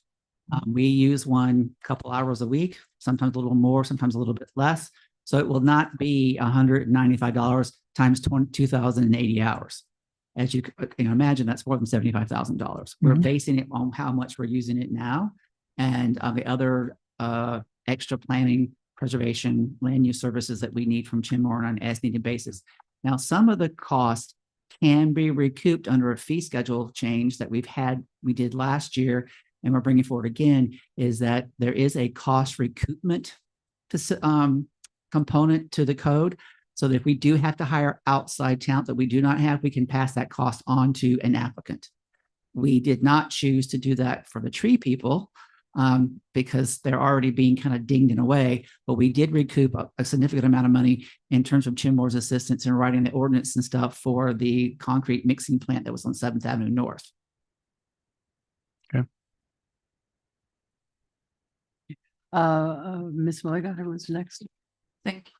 Thank you. That was actually my question. I wrote down, are we still hiring? And is this coming out of that pot? So if we've had an open application for 20 months and that position was funded, then to me, the question is, why aren't we funding this need from, and I don't know if Yana can answer this. It's not really. They're different. Their salary and benefits are in one component of the budget, and consulting services are in another one. And we did use some salary savings from this position to fund some other hirings that we've had to do. We do have some salary savings still for the year, but that couldn't be moved without a budget amendment to move it from salaries and benefits to contractual services. But Well, that's what I'm asking. If there is still funds available and we're spending this money and that money's just sitting there and we're already going into July 1st, I would like to have that conversation. I don't know how the rest of the commission feels about moving those funds from there to this consulting to help cover this cost. If that's something that finances in. I don't know if there's that as much money as you might think. No, I'm saying whatever's there. I don't Yeah. care if it's $5,000, whatever the Okay. cost is, and that would obviously look for finance to come back with a budget amendment, because I'm not asking them a pop quiz, not right now, because he's already like, thank you very much. He's on it. But I would like to know if we could move that money, if that position hasn't been filled, to help facilitate this cost. So I'm in favor of doing a budget amendment if we can. Thank you. That's my only concern. And Okay. part of your budget, your item here is we already have the funds available from general fund accounts within the department under 2 different divisions, 3 different accounts to cover the $30,000 for the rest of the fiscal year.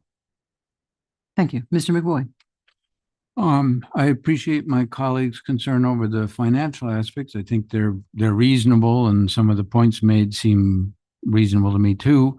My concern is very different. It's people who pay attention to trees in this city have been very alarmed for a long time that we are not doing a good job either as a city or city staff or as how we work with residents in terms of increasing our tree canopy. We cut stuff down or we don't do anything that prevents people from cutting stuff down. We are going backwards, not forwards. And we had an earlier discussion with Mr. Liberty about degree days. It is, I think, common knowledge that it is not getting cooler as we go forward in time. Shade is a big deal. And my concern is it's fine to hire a consulting firm to do the arborist stuff. I don't think that that is going to reverse the trend that goes by many people, like I say, who pay attention to trees particularly. We're going in the wrong direction, and I don't see this as being very likely to go in the right direction. I think the arborist issue is you need somebody who has a connection to the city, a loyalty to the city, a commitment to increasing our tree canopy and advocating for them and making sure that maybe we need better policies or we need better enforcement or whatever it is that we need to move the needle. The bottom line is, are we gaining trees or are we losing trees? That's really the bottom line on that. And as my best information is we're losing. So I hear the suggestion made by Commissioner Segrich that, well, maybe we need to do a different way of trying to find people. ICE as a real live on deck arborist. It may be that that is pretty difficult because of housing costs and so on in South Florida, which that's probably not something we can fix.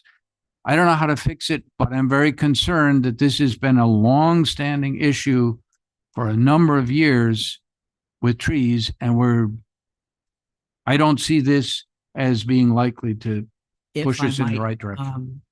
Comment, having the arborist or not is not the issue. It's the policies and direction that are adopted as part of the LDRs and the tree and landscape canopy maintenance program of the city.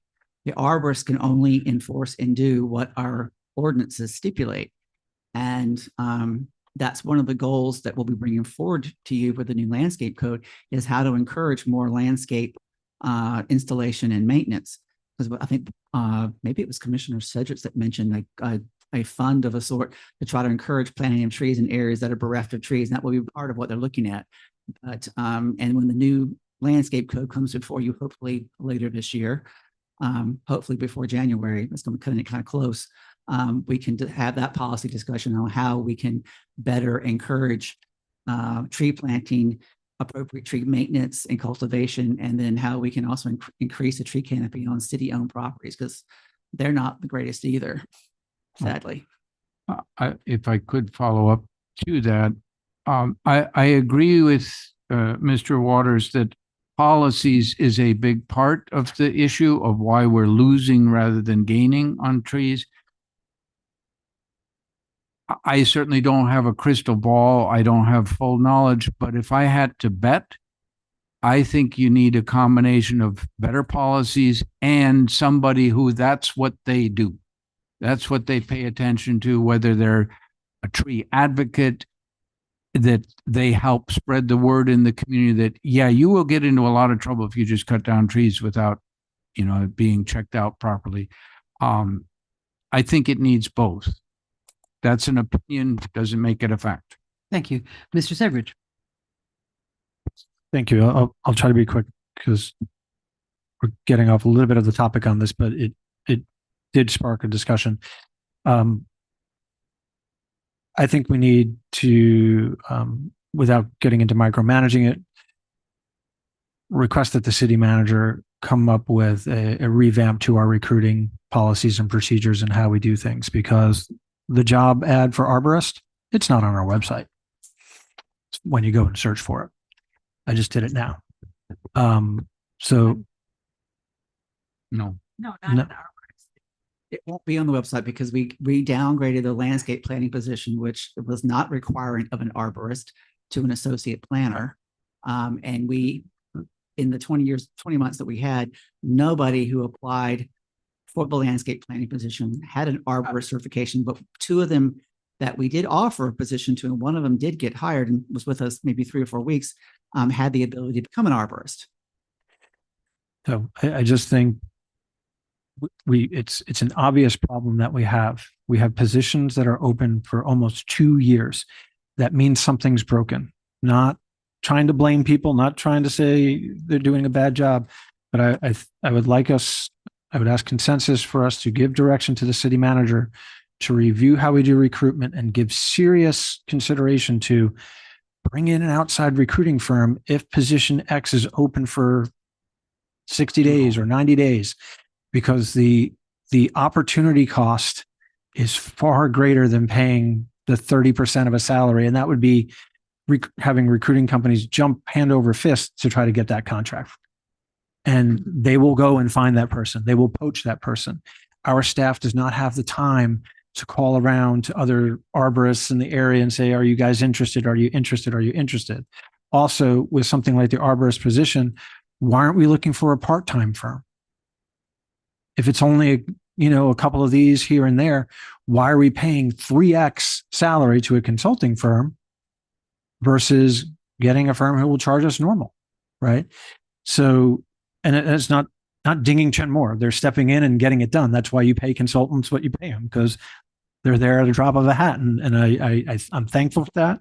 And my experience with you guys in this exact position has been wonderful so far. The work that they've done has been really good. I was really impressed with some of the items that they came out and did. But I would ask consensus that we give the city manager direction to review this and pursue a plan that gets more aggressive on the recruiting side, setting a time frame where we turn these things over to recruiter, because we got to get these things staffed.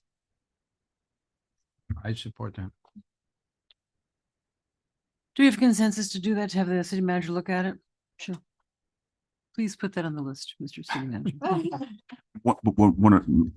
Madam Mayor, one of the things I did want to say, as you recall, next Tuesday, we do have a meeting with our HR consultant before the regular city commission meeting to talk about labor issues. Yes. As part of that labor Okay. a meeting, you will hear from our HR consultant, who might also be able to provide some light on some of the issues we face in terms of recruitment and salaries within the city. So just keep an So open mind on we'll that. have that meeting. That's correct.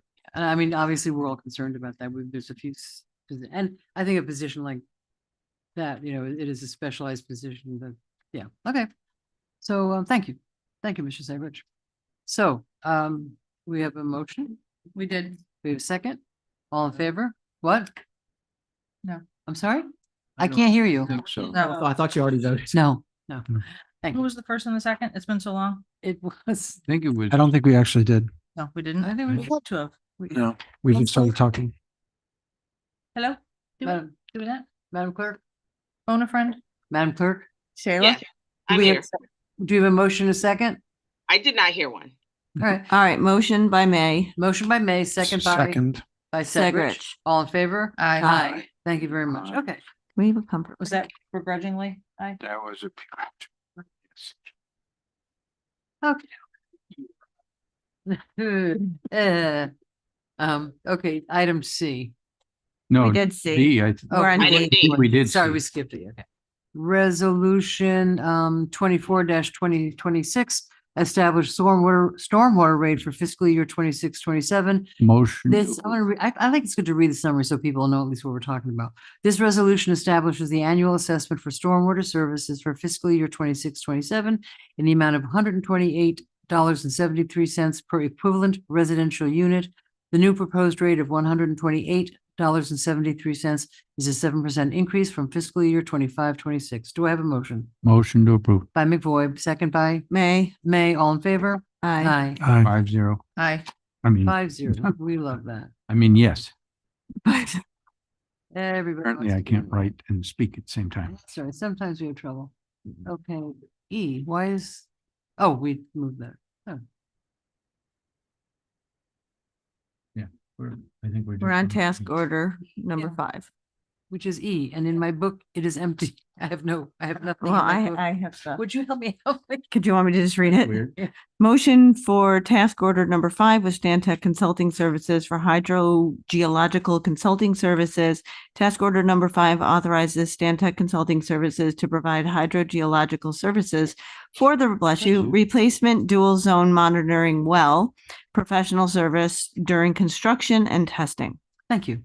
Motion to approve. By McBoy, second by Malega. All in favor? Aye. Aye. Thank you. F, which is in my book. Agreement with All Web Enterprises. Request for approval of the agreement with All Webs Enterprise Inc. for the dual zone monitoring well R1 project at a cost not to exceed $4,441,000. Do I have a motion? Motion to approve. By Malega, second Second. by Mr. McFoy. All in favor? Aye. Aye. Thank you very much. Moving on to G. Amendment number 1 to task order number 1 authorizes CPC Architects Inc. to provide professional services for the water plant office renovations. Do I have a motion? Motion to approve. By Malega, second by, May, I have May. a question. okay, Ms. May, we have a motion and a second. What's your question?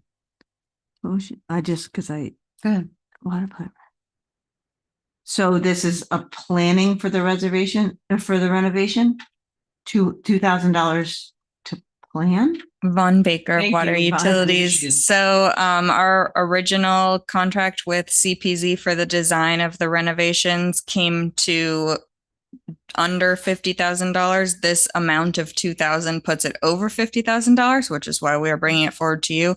But essentially what we needed from them was just to follow procurement policy. We needed them to generate some sort of cost estimate for us, even though things are going to vary heavily based on the choices that we make for, we're renovating kitchens, bathrooms, just choices of paint, cabinetry. So I would think that in the future, and I could be wrong, but if we're dealing with something that's going from a city manager approval of less than 50,000 to something that needs to come to us, let's bring the whole amount, not just the overage. Does that Just to make show sense? the difference.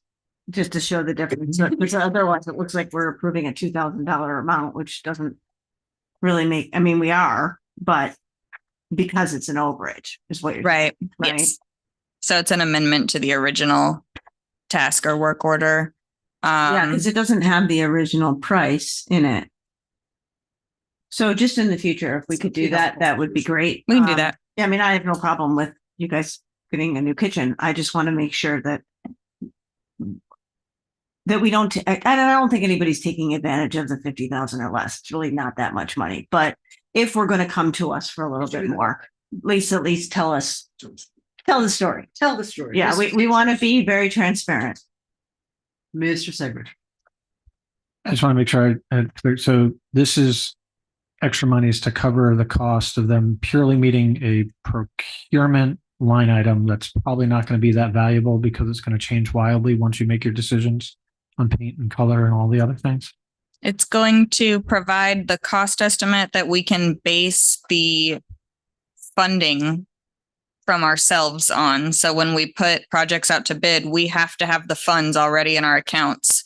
So this cost estimate will essentially provide caps on that so that we can make sure that we're within our own budget. Okay. No, that sounds a lot better than your original. The way I you said understand. it. Yes, sorry, I didn't. Originally, how you said it was like, well, they just have to give us an estimate and then we're going to change that completely, but we have to pay for it anyway. It's a cost estimate that we did not originally scope in their task order, but need to proceed with the procurement process. So. Okay, thank you. Thank you. All in favor? Aye. Aye. Thank you very much. Thank you. Moving along to H.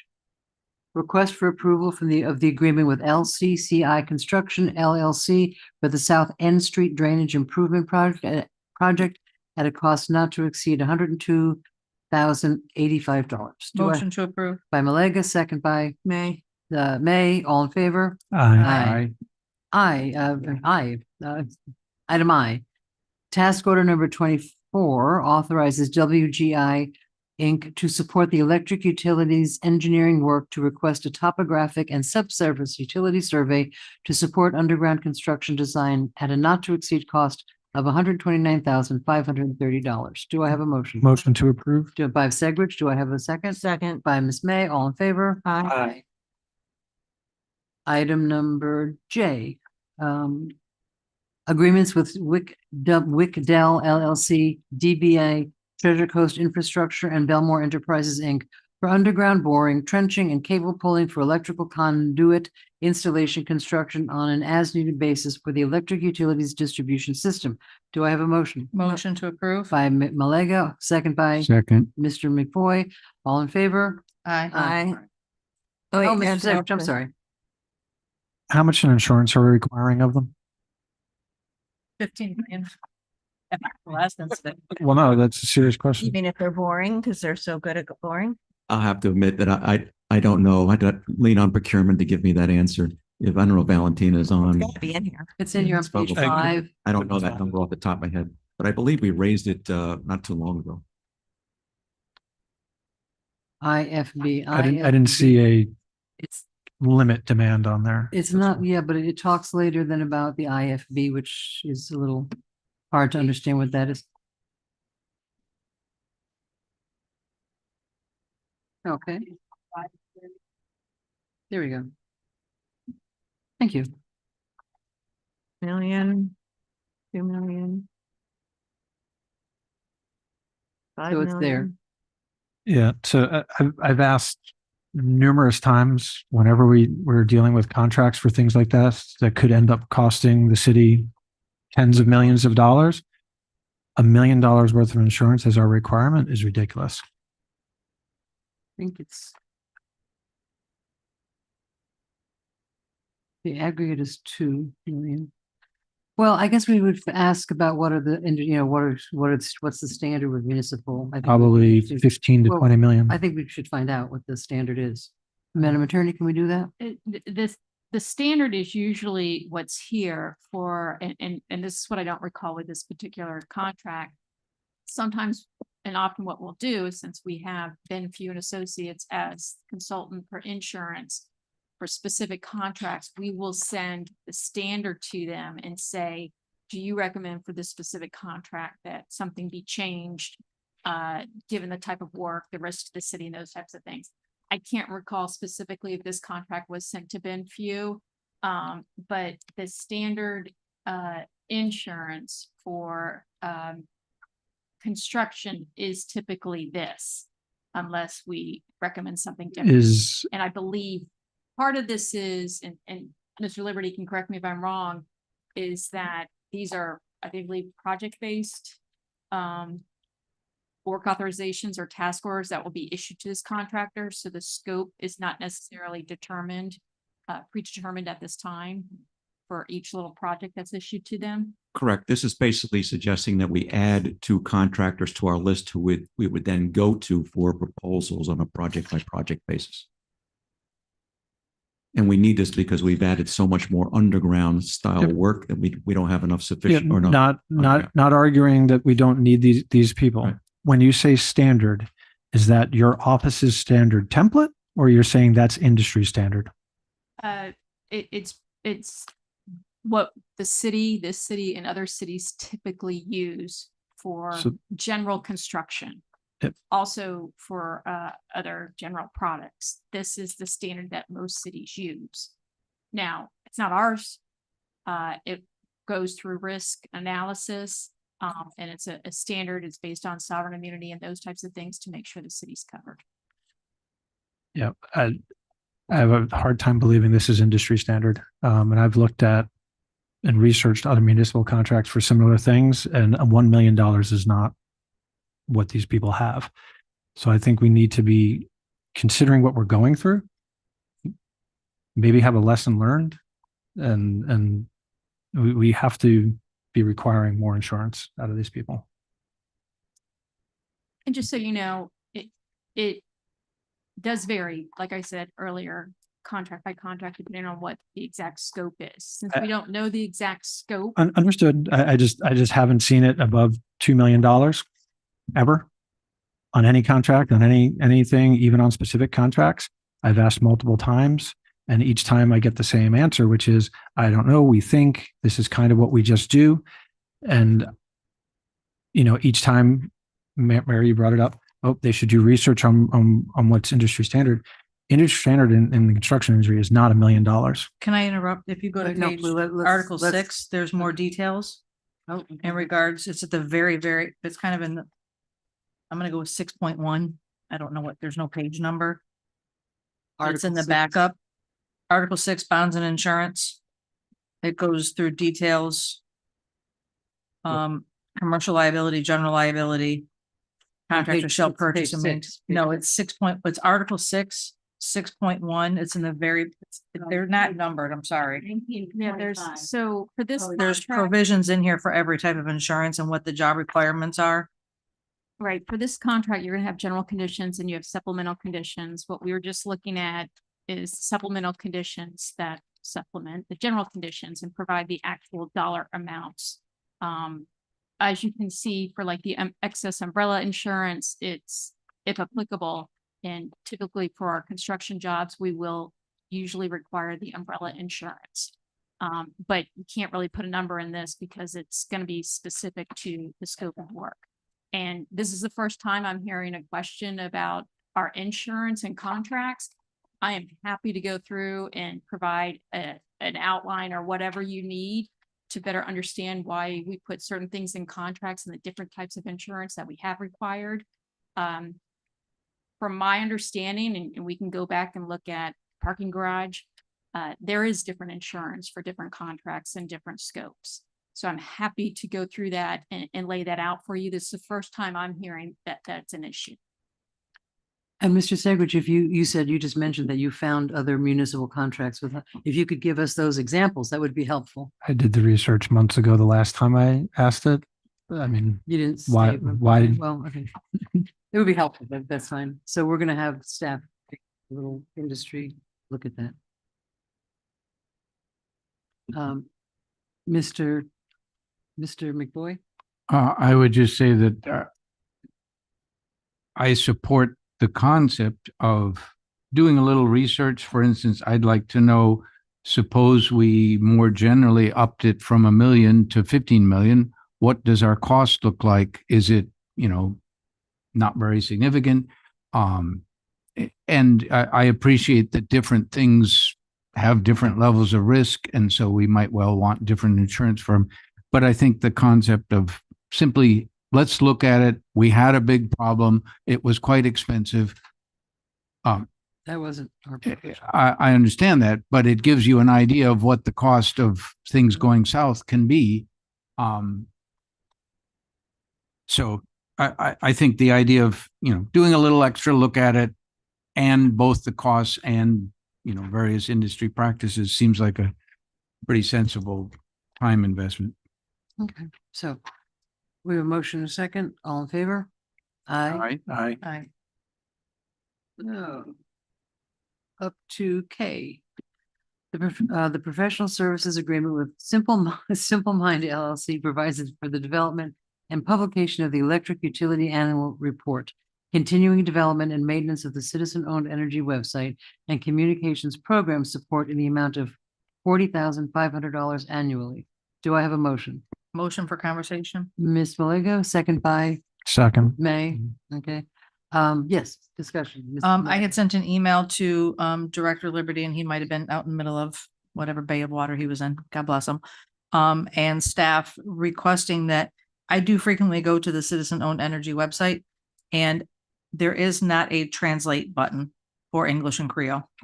And I think that that's important on both of our the city's website and the citizens-owned energy.com, that there's a translation button for English and English, Spanish to Creole, and that's not active now. And I would like to make sure that that is happening on everything that we're communicating to our residents and business owners.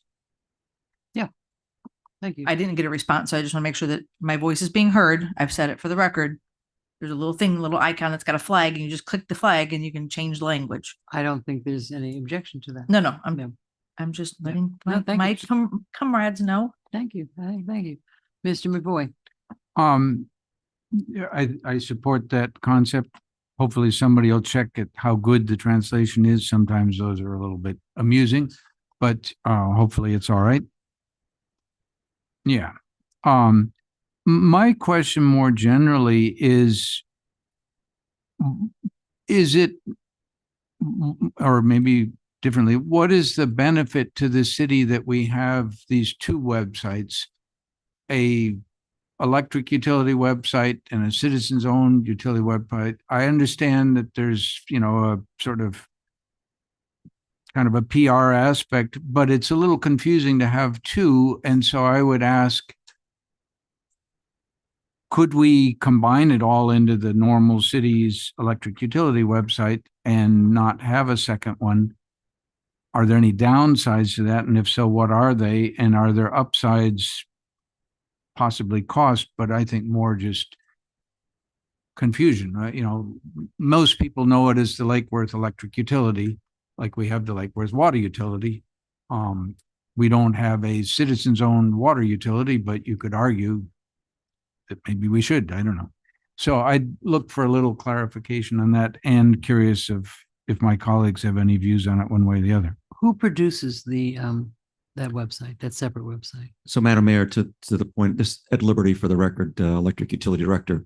The history of this is that this website was created at the request of the City Commission a number of years ago, particularly quite a while ago, led by Commissioner Robinson at the time, who felt very strongly. It's got to be 5 or 6, maybe more, 7 years ago. Yeah, I think it's a while back. And there was a concern that the city's website did not promote the electric utility enough. The city's website was more informational and transactional. You would go there to transact business, to get information on bids, to report an outage, to do various things. Nuts and bolts. Right. And we needed it was suggested that we have a separate website to, because let me back up for a second. We then engaged the communications consultant. What came out of it was create a separate website, which Commissioner Robinson was very strongly in favor of. And I believe the commission approved that we create this thing.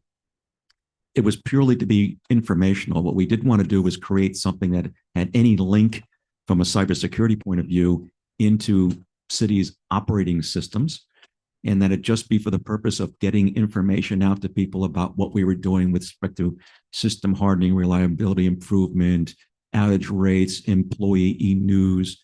More recently, it became part of our pitch, if you will, on the grant to promote grant-related activities. So it's a place you go to find out what's happening. It's not social media in the sense that it's not interactive. We're not taking requests. We're not engaging. We're just putting information out there to keep people informed. But maybe we could get a link, because it's pretty obscure. Maybe we can get a link on our city website that's, a button to go if you're interested in electrical stuff. I think there is a link there. There is? That'll take you back and forth between the two. And at the time, and I could say even today, I'm sure if Nellie is watching, saying, "Oh no, please don't put this onto the city's website." We're quite content using Simple Mind. The gentleman's name is Michael Taylor, and we now have an internal staff member who's focused on loading content on there and just keeping it going. But there is a link on our website to that that name. Okay, Mhm. all right. Thank you. So it's really informational, and it was intended to get information out there. I think we even have some links to some national statistics. I think there's links in there to, I have to go back and check for energy audit type stuff and EIA maybe, or Energy Star. I'm not sure if Energy Star is still active anymore, but Energy Star. That's why I said for it to be most effective, it should be in multiple languages. Right. Right. We were never asked to do it in multiple languages before, but if it's the wish of the commission to try to convert I this to think we're trying to multiple do languages, we everything could. as much as we can. Right. Yeah. And those languages would be Creole, Haitian Creole, and Spanish, Forget the Finns. and English.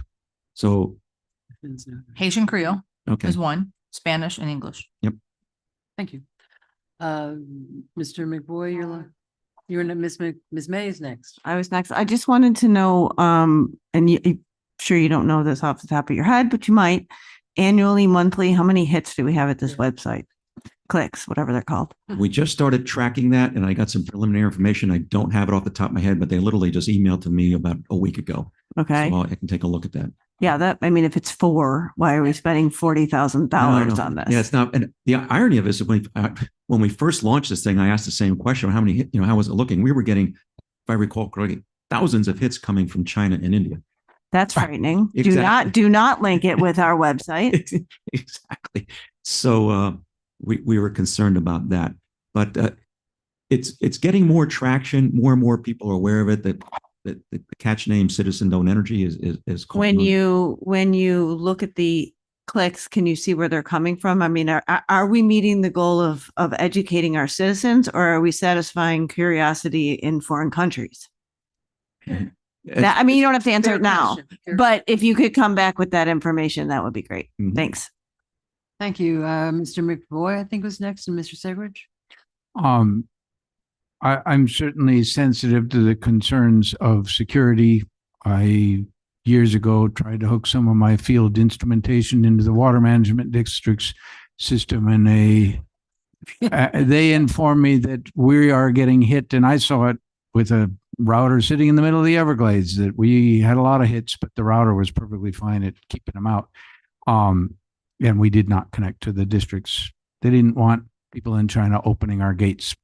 Similarly, we don't want things happening here, but I would assume that it is still quite possible technically to provide all that information that I think we all agree is pretty useful information, especially if it's in 3 languages or translatable into, but put it as part of the Lake Worth electric utility and avoid the confusion. It seems like we should at least look into, is it possible technically to have an absolute firewall between that it's just an outflowing information thing, there's no way to get in? I mean, because we have that concern with the city website in any case. So presumably, I know that we've done penetration tests and various other things to make sure that we're reasonably okay. But I think there would be something to be said for combining it into the Lake Worth electric utility. Keep the content, maybe even enhance the content, and keep a informational corner. That would be my thought.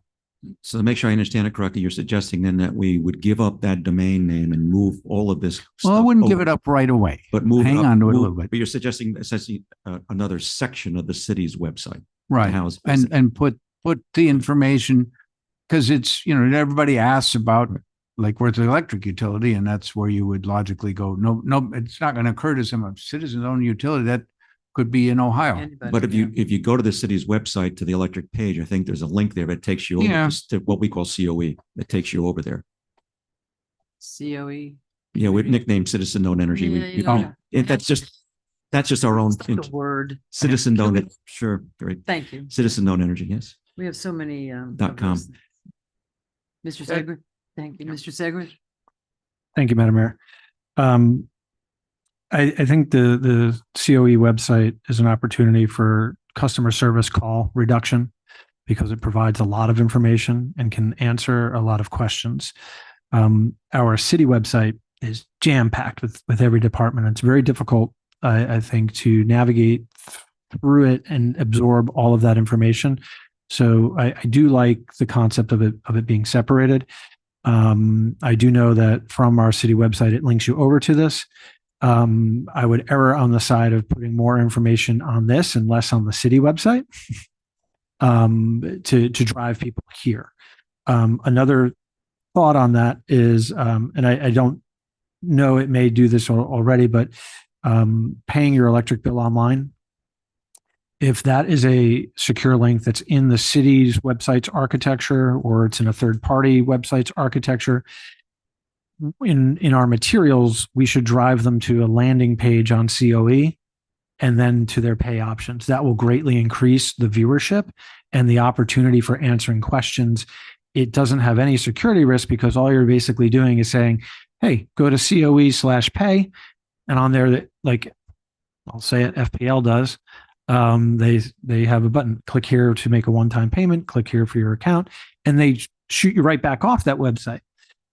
But you're on that informational platform first. You might look around, and they can present to you whatever. So I do think that website has a lot of merit, and I think it could help reduce our customer service call volume. And if we use a good strategy like that with something like the pay link, essentially drive more there that we can, that will work out. In terms of the multiple languages, I would encourage us to look into a Google Translate tool or a third-party translate tool. A lot of English as a second language utilize those things. I don't think we should be natively translating that. That's very expensive. So just a tool. I did have a question on the financials of it. There's a line item for annual report design that each year, and that leads me to believe that the annual report that goes up there is kind of a one-off. Is that your understanding of it? Or is it more of a template that they fill in? No, it's more of a one-off. We change the design slightly each year to try to hit some of the hot buttons for that particular year. What we did, we saved money. Originally, the annual reports were done in print and on the website as well. Recently, last 2 or 3 years, we don't even print it anymore. We just put it on the website. Yep. Okay. So that saves some money there. So my only other comment is I don't think you asked for enough money.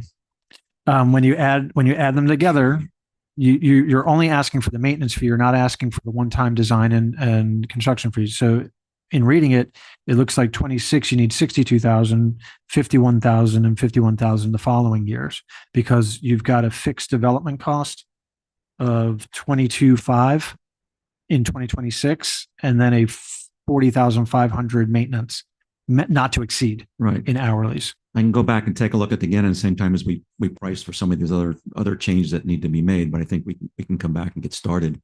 Okay.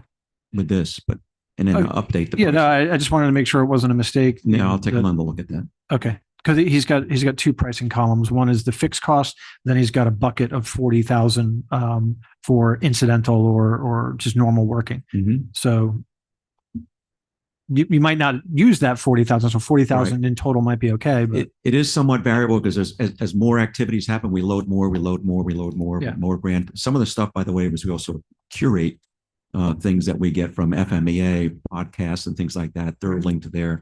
If there's a particularly interesting government document that we would like people to have access to, we'll throw that on there. It's just general utility information. We try not to make it partisan at all. Just Yeah. information that anybody with electric service would like to have. I think the more that we have here, we'll reduce our customer service costs. We'll gain from investing in this asset. I do have a quick question on the bills, because I don't get a bill. Does it say the website on the bill, the paper bills? Because I don't get a paper bill. I believe it does. That's it. Okay, we have a motion and Yes. a second. we need. It was a motion for discussion. So Yeah, motion approved.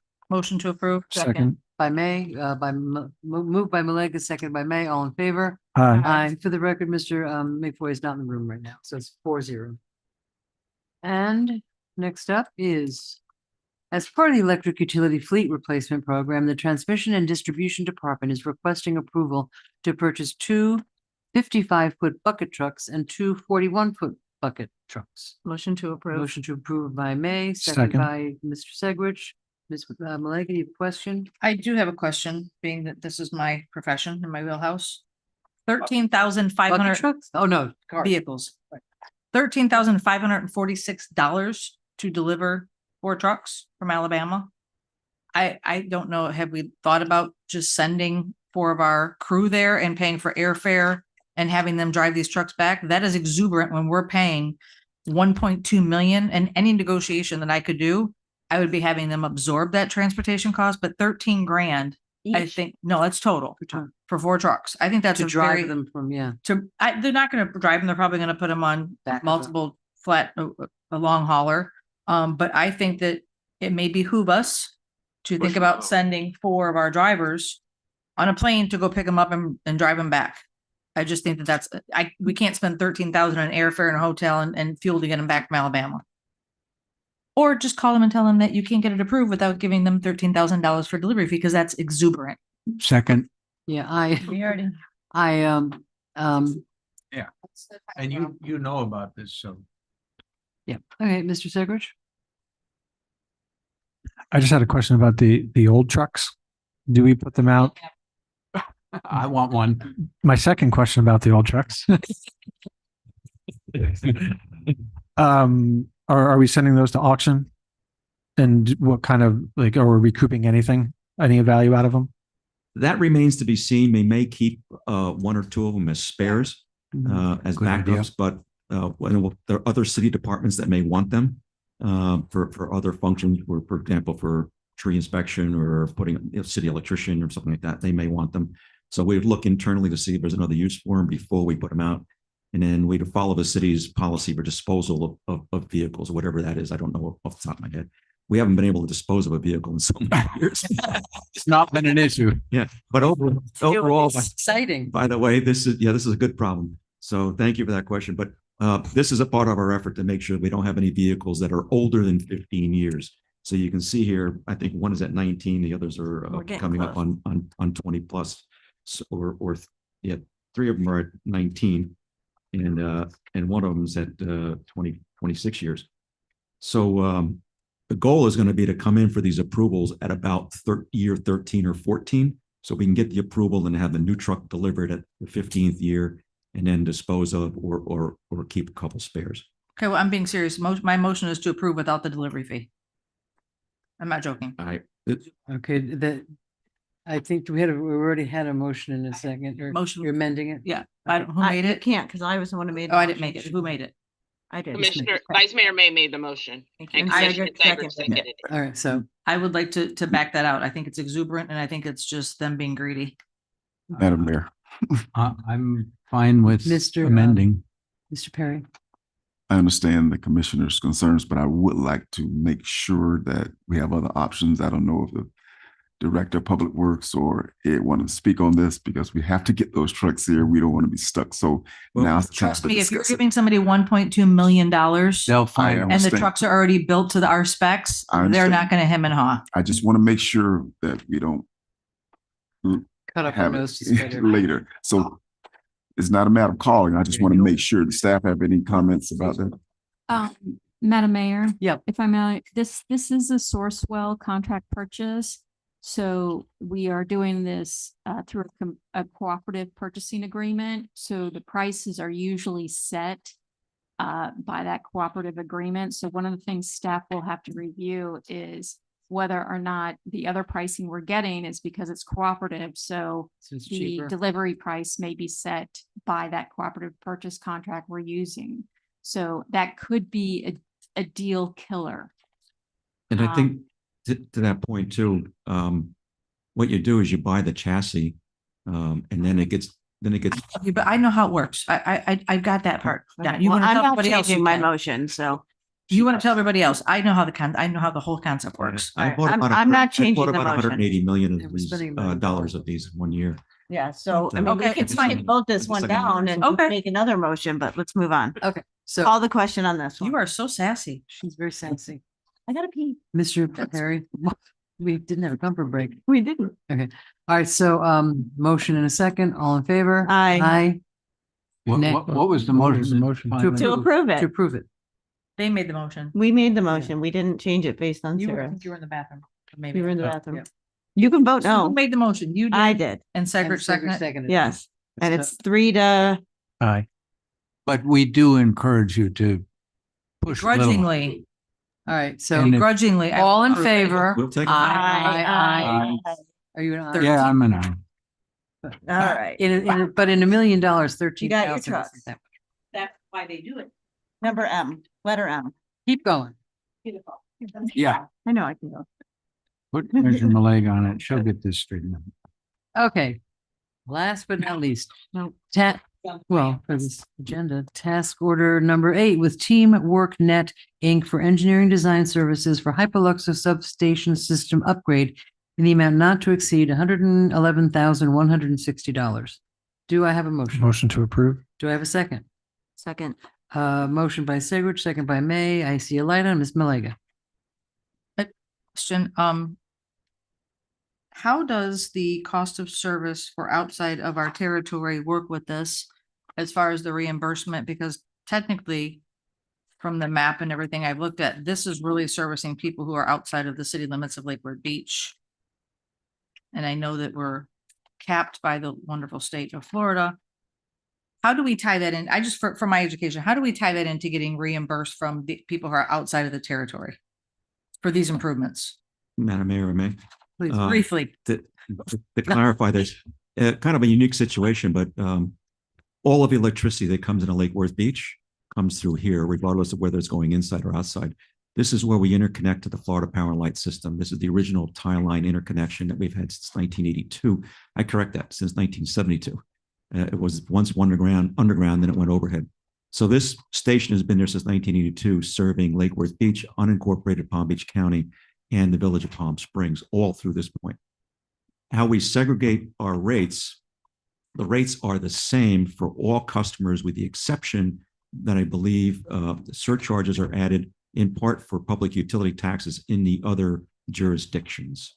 But this all goes into our collaborative cost of service. It's a great big lump. Recently, we added a second interconnection, of course, at Canal. So now all the power, our main power connections are actually outside of our territory, bringing power through those cities to our city. I guess my question was more specifically because we have the bond, we're paying the bonds back. And we know that outside the servicing territory, we're capped at what we can charge. But when the infrastructure is improved to service those areas, who ultimately is paying for that? All customers are, because this interconnection provides power for every single customer, regardless of whether you live in the village of Palm Springs or in the southwest corner of the city of So Lake Worth they're Beach. paying equally. It's equally shared amongst everybody. These particular costs on, or maybe Okay. there may be adders put on for other purposes, for tax purposes, for example, franchise fees Okay. that those other communities Correct. charge. Correct. Okay, But thank you. this power is coming to all of us collectively.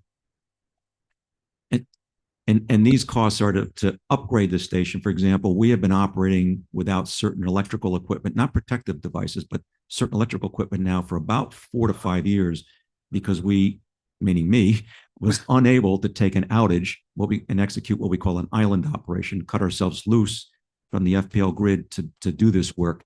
Now that we have the second tie line and we have room in our budget, we're saying, let's go back and make the improvements to this station. And this is the engineering aspect of that. Thank you. Mr. Segridge. Thank you, Madam Mayor. I just wanted to point out, just briefly looking at the rate schedule on this, these rates for senior level engineers are about 30% lower than what we just approved for the other on the piggyback. I just think we really need to take a serious look at just jumping into piggyback contracts and the consulting fees, because, you know, more and more, even looking at it, those rates seem usurious on the previous item. 'Cause I'm pretty sure to be a senior engineer to do this kind of work is a heck of a lot more complex than to be an arborist. Thank you. We have a motion and a second. All in favor? Aye. Thank you. Now we're doing N, which is B, consent. Is that right? Oh, that's right. What was that? That was refuge, right? Right. Can I ask a question before we go over this? Sure. If we wait until the 8th to discuss this, and give us time to read this information, will we still make the deadline, Jamie? Madam Mayor, Mr. Perry. good question by Vice Mayor. I spoke with the finance director. This report, it was in the manager's office, and we hadn't had the opportunity to get it out, at which time Mr. Brown did put together the information so you guys could consider. I would, if you prefer, could at least let the finance director give an overview and talk about the process itself. And if you need more time, we can put this on the June 7th, July 7th agenda for you guys to discuss if you want to, but I at least would like to have him give a presentation first of all, and then you can compare to the information that you have. Before we have a motion. See where we want to go. So just like the stormwater, in order for the county to collect the assessment on our behalf, they need to have this at the very latest in their system for each individual units by July 24th. Now that takes time for us to upload all that information to them and then to the county. And this is preliminary, right? So meaning it goes along with your preliminary trim notices that you receive in the mail. Now for this particular one, since we're increasing the fee, we need at least 20 days prior prior to the final hearing, which is in September, to send out notices to each individual resident. So we do have a tight, we could change it, but we do have a tight deadline at the same time. So why don't we talk about it now? We could. It's just that if we come back next week, and I'm assuming you'll need more information, you probably need Stantec to come back with that same actual projection just to refresh, to give you a refresher on how this will affect our fund balances, because that's what we asked. I think the question isn't about the fund balance Okay. as much as it is about changing the Bulk. the bulk days. And Gotcha. I mean, I'm interested in finding out if we do that, what happens with our the money we get for the vegetation, and how much is that we are going to lose if we change that? Because I know that some areas in the city don't need another bulk day. They need their veg day. Okay. And we can't, according to Jamie, split it. So I think that's the bigger conversation, not necessarily what we charge. That's true. I would. Procedure, how we do it. Right. And I guess the question then would be, is the 7% increase going to cover any decisions we make? Can't go back. Because we can't go back. So if we agree on this tonight, the 7%, and then we say we want another bulk day, or we want to replace a bulk day, are we going to be covered? That's the question I'm looking for. So, Jamie Brown, Public Works Director. What you guys are going to see in the answers to the questions you guys had from Budget Workshop 1. Mhm. You'll be getting that packet that kind of answers all those. We have it. Okay, you oh good, you already have it. What page? We were. We haven't read it. Just We got don't- it before the meeting. Okay. All right, so a little background then. So veg credit for 24-25, we had 243,000, just over $243,000 in the veg credit. And for the whole city for the whole year. That was annually, correct. Oh, 243,000 I thought it was a lot Veg higher. credit? veg credit, correct. We So paid for the way the veg credit works is basically a percentage of that non-ad valorem cost for each resident. Mhm. It's based off of a generation study, an older generation study that Solid Waste Authority did. And a percentage of that non-ad valorem fee is based on the average vegetation that would be produced by an average resident. There's a calculation to use. And basically you are credited back that amount as an incentive that you now would need to bring that vegetation to the transfer station, but it needs to be clean vegetation. So that rate is $35 a ton for veg. The regular trash rate is $42 a ton. So if you bring in contaminated loads or just regular trash bulk, you're paying a higher cost. Don't throw your stuff in the veg bin. Yeah, and obviously you're not getting that credit at this point in time because you're paying the regular cost for that. So that's why we do the separation and don't do contaminated loads, have separate weeks and everything else like that. So we can maximize that credit. I was trying to, again, I was planning on doing this next Thursday. So I was back there furiously writing, trying to get some numbers down for you guys.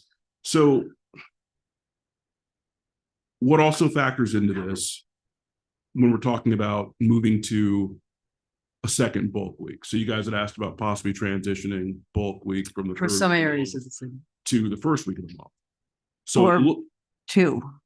or doing the two. Initially, you guys had talked about actually moving the week to the first week of the month, and then Right.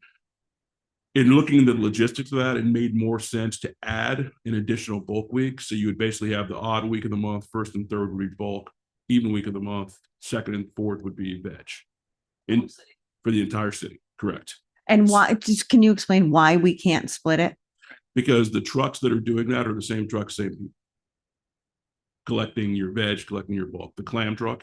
Right. And everything else. So we would have to actually double up. Correct, in order to do the same collection in the same week and also keep those loads separate.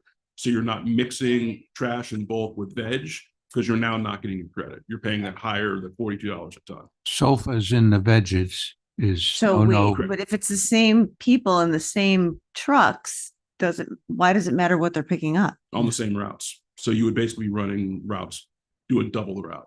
No, I'm saying like if District 3 Mhm. kept it as it is because we don't need a second bulk day, Mhm. but District 1 does. So they would have 2 bulks and 2 veggies. We would have 3 veggies and a bulk.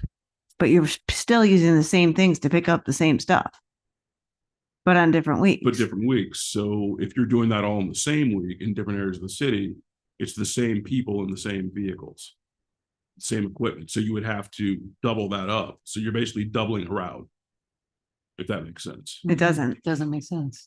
We're It like, doesn't make. you're speaking and we're trying to not. be dumb. It really doesn't make sense. So like, okay, I mean, and I went and I followed them around. So so if it's veg week in my neighborhood, that's on the third. So. Well, I don't know. I don't get it.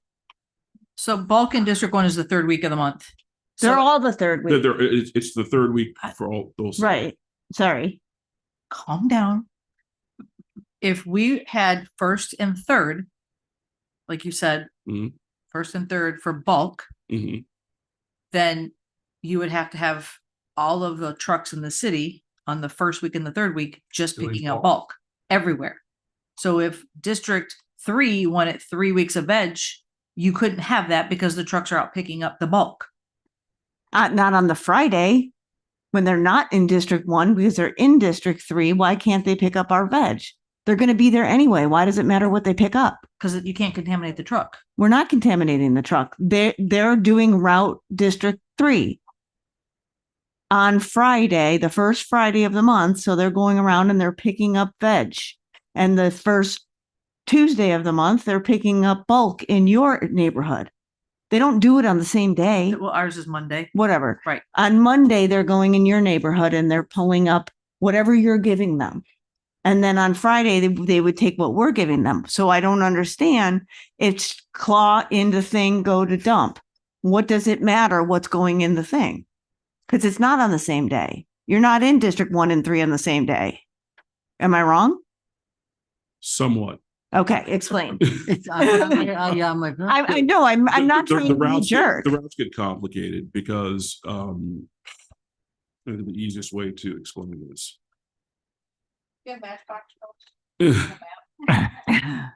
Because it's not exactly district. Yeah, and keep in mind also that it's not broken up anymore after we redid the districting. So there's zones now. So, Okay. So solid Which is waste fine. utilizes zones, which is different than, I guess, your district Right. now. The district maps are different. And I know South Palm Park would want veggie, Correct. more. So it's no longer your east-west being separated by lake and your north-south. but it could be for garbage. We don't have a problem with that. It's not going to follow your district. It doesn't matter. But my point is you could do east of Federal and west of Federal. Because east of Federal needs more veg. West of Federal needs more bulk.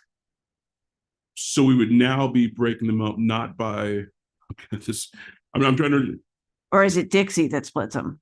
I'm thinking of the education component of this. If we're having this much difficulty just trying to work through it here, But if we trying to get the decided it would be, residents you know, to. I'm in District 4, right? Yeah. So I have 3 times you do vegetable pickup 3 times. Vegetable. Get my. I hate the word veg. I hate that. Does it cost anything to say the whole word? Okay. It's that's- vegetation. It's not Vegetation. vegetable. Whatever. Madam Mayor, Yes. can I ask Mr. Brown a question? I know, I apologize for this as well, but the fiscal impact Mhm. of approving the additional bulk day, based on the current schedule, will that fiscal impact change that much? That's, I guess, the first question. What I was getting to was if we move to 2 weeks of bulk, 2 weeks of veg, we would need to increase the amount of veg from the 4 yard to 6 yard in order to make that work. So we're not losing credit. So we would have to actually increase the amount of veg we would allow to be picked up in each collection. So it works out to, last year we did 6,945 tons of veg, which came out to 579 a week, which is based on 3 weeks out of the month. If we now do that 2 weeks out of the month, you're looking at going from 193 a week to averaging 290 a week. Going from a 4-yard to a 6-yard as far as what we're allowing. So we're trying to make up for that amount with like decreasing that week by now increasing the amount we collect each time we go out. Right. Bigger piles in front of each house. Correct. That's what he's saying. But even if you look at your data here, you can see that you don't need it on the east side of town as much. Well, yeah, if you look at the, and I'm not sure what page Some it's on part of and the what you east guys part, have, but East of Federal, I have something different here. Yeah, east of Federal. the Rich- So if you look at the I don't want it to be too the confusing. table that's broken out by zone. Mhm. Zones, did you guys look, if you look at the trash versus the vegetation? Yes, that's 19. So zone 3 is the only zone where your actual vegetation collection is more than your trash. The other 3 zones, the trash is more than your actual. Okay, so mine. Well, zone 3 is still based on It's the the same old thing. map where it's basically Lake and then Dixie, so that northeast quadrant. Not based on. Pear the Cove, current, Pear Cove, current Eden maps. Place, College Park. Not voting.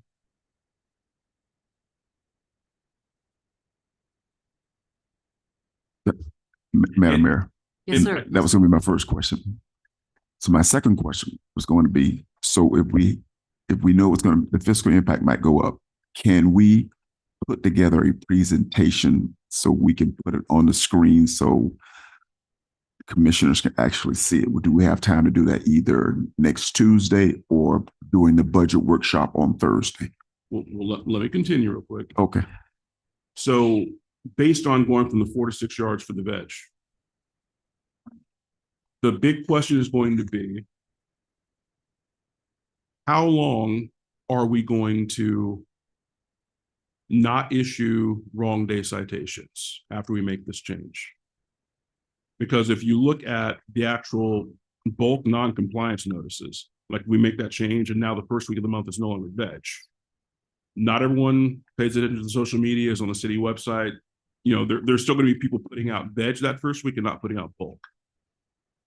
Typically, something put out on wrong day is a citation, because every single pound we send to the transfer station that goes over the scale, we pay for it. If we don't have citations coming on the back end to supplant that, we're providing a subsidy basically.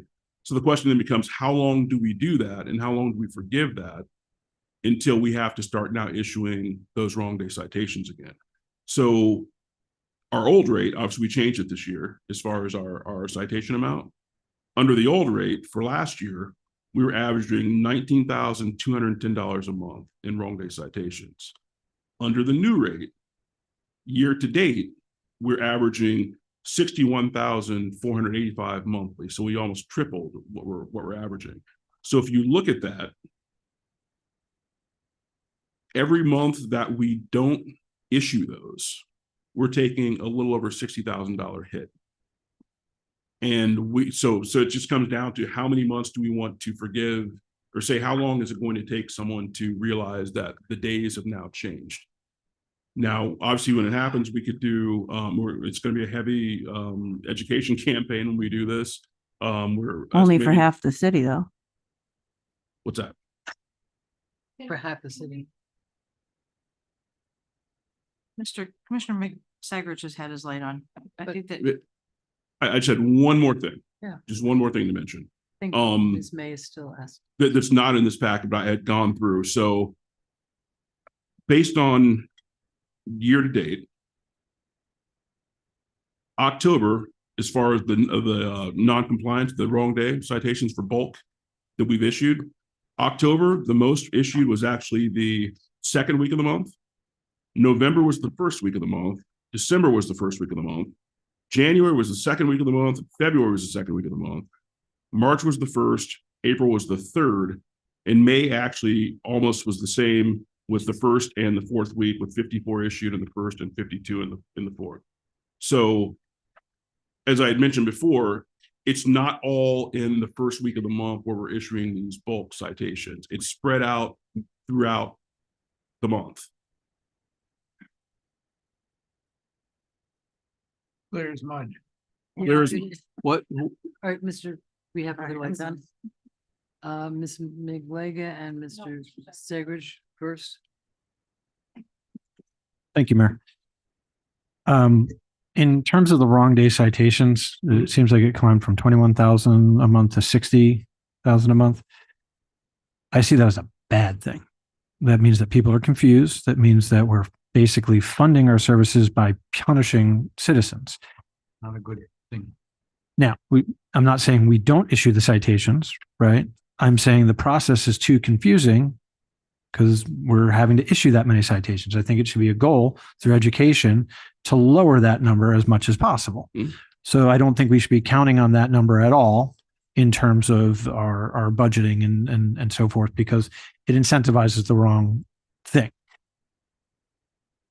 My questions on this, I understand there's complexities of scheduling and so forth. From my understanding, there's a couple of options. One is to move from the third week to the first week for bulk, all zones. I do not want to get into this zone has some different rule than that other zone, because that's going to just confuse things even more. Because I would agree. You know, your neighbor down the street calls you and, oh, well, it's a bulk day today, and they're in a different zone, you know. That would be, and staff would get confused, almost guaranteed. Every day someone's going to be looking at the chart. What am I doing? So that's one option. The other option would be to change the first week from a vegetation to a bulk. And I think there's a third option that we didn't talk about. And I understand that these have financial impacts and they cost more money. It's the same clam truck. But sometimes I see that clam truck followed behind by just purely a hauler, right? When you're talking about tonnage of trash here, you're not talking about tonnage of bulk trash. You're talking about all trash, correct? All trash. Right. It would be interesting to see the tonnage of bulk trash, because I would imagine it's significantly lower than the vegetation. If you look on that, those tables. Yeah. those broken out, What page are you on, Mr. Brown? I printed out something different right before the meeting, so I don't have that full package. But it's right under number 2. With the dates. If you, with the dates and the broken out by the week, if Right. you look at the highlighted boxes there, mine are shaded gray. Yeah. The highlighted boxes, those are bulk days. Right. So it's broke. So those are the actual tonnage for the bulk days. Okay. Okay. So I guess a third option would be, would it be possible to follow the clam truck around with another loader and pick up both vegetation and bulk? Because it's not every house that puts out vegetation all the time. It's not every house that puts out bulk. If they see bulk, they dump it in the bulk loader. If they see veg, they dump it in the veg loader. And I understand that's an extra driver. It might be an extra truck. It's definitely an extra. Right. But for me, at least, part of this effort was to eliminate confusion, increase the convenience for our residents, and provide a better service. It's going to cost more, but for me, understanding those three options, what's their impact and what does that mean on a per household? Because right now, you know, we're looking at a fee of $290, right? If option 3 changes that fee to $325, I'm going to go out and talk to my constituents and see if they want to pay an extra $35 a year to be able to put out bulk or veg on a Tuesday, and just have no confusion from now on, even if it's an extra $50 a household. I think, you know, if we have those three options, we can talk to our constituents and we can make a decision on it. I'm not afraid of spending more to add more of a service to people. Even though it seems like trash collection is a simple thing, it's right now 30% of the phone calls and complaints I get. Oh, I screwed up. You know, I put it out. Can you please forgive me? I just got whacked for $300. My neighbor put theirs out in front of me, and so on. So me personally, I would like to see those three concrete scenarios played out with a rough cost. Doesn't have to be exact. And what does that mean on a per household basis? Right. The other thing is, you mentioned if we did reduce the veg days, we'd have to increase the amount that we're picking up, move it from 4 yards to 6 yards. It sounds like collecting more veg is a good thing. So why limit people? There's, it's not like my house is going to automatically produce more vegetation because I can now put out more. There's very few properties that run into that limit. And most of them are double lots and triple lots. And maybe a double lot or a triple lot has to pay for 290 plus 50 for the extra amount of vegetation or something like that. On my secondary property, it's a 2-family zone property. We get charged twice, even though it's actually a single family. And we chose to keep getting charged twice because having the second garbage can and the second vegetation can is rather convenient. And so we're able to do that because it's zoned as a 2-family. So people, I think would be willing to pay more. So I would like to see like those 3 options and what the actual impact is on this per household rate. Because I think that third option might be very attractive to people, and it solves a lot of problems. We don't have to worry about did you put it out. You just got to worry about did you put it out on the wrong day, not which week. I think going to odds and evens and things like that, that's also going to be confusing because what happens if you have a 5th week in there, right? So, first and third, maybe, but I'd love for this to be simple, but provide that extra service. And I disagree with Ms. May that her district does not need an extra bulk day. I get a bunch of calls from that district, and I drive around and make a bunch of complaints about the bulk that goes out on that first week. South Palm Park needing more veg than bulk. Yeah, that's probably true. But also in that district is right there on Federal, all of those multifamilies just across the street and everything. And they have a lot of bulk issues. So I don't think we can really zone it out that much. Madam Mayor? I have a question for finance. Is this the one where we have the close deadline? Yes. Okay, so I think we're just a little, we cannot lose that deadline, correct? Correct, which is July 24th, but there's a whole process that we have to upload that information to the county. Right. It has to be submitted by the 24th. Yes. And we have to send out notices because this is an increase from prior years. So yes, we have to notify them. We have a choice in terms of what we vote on today.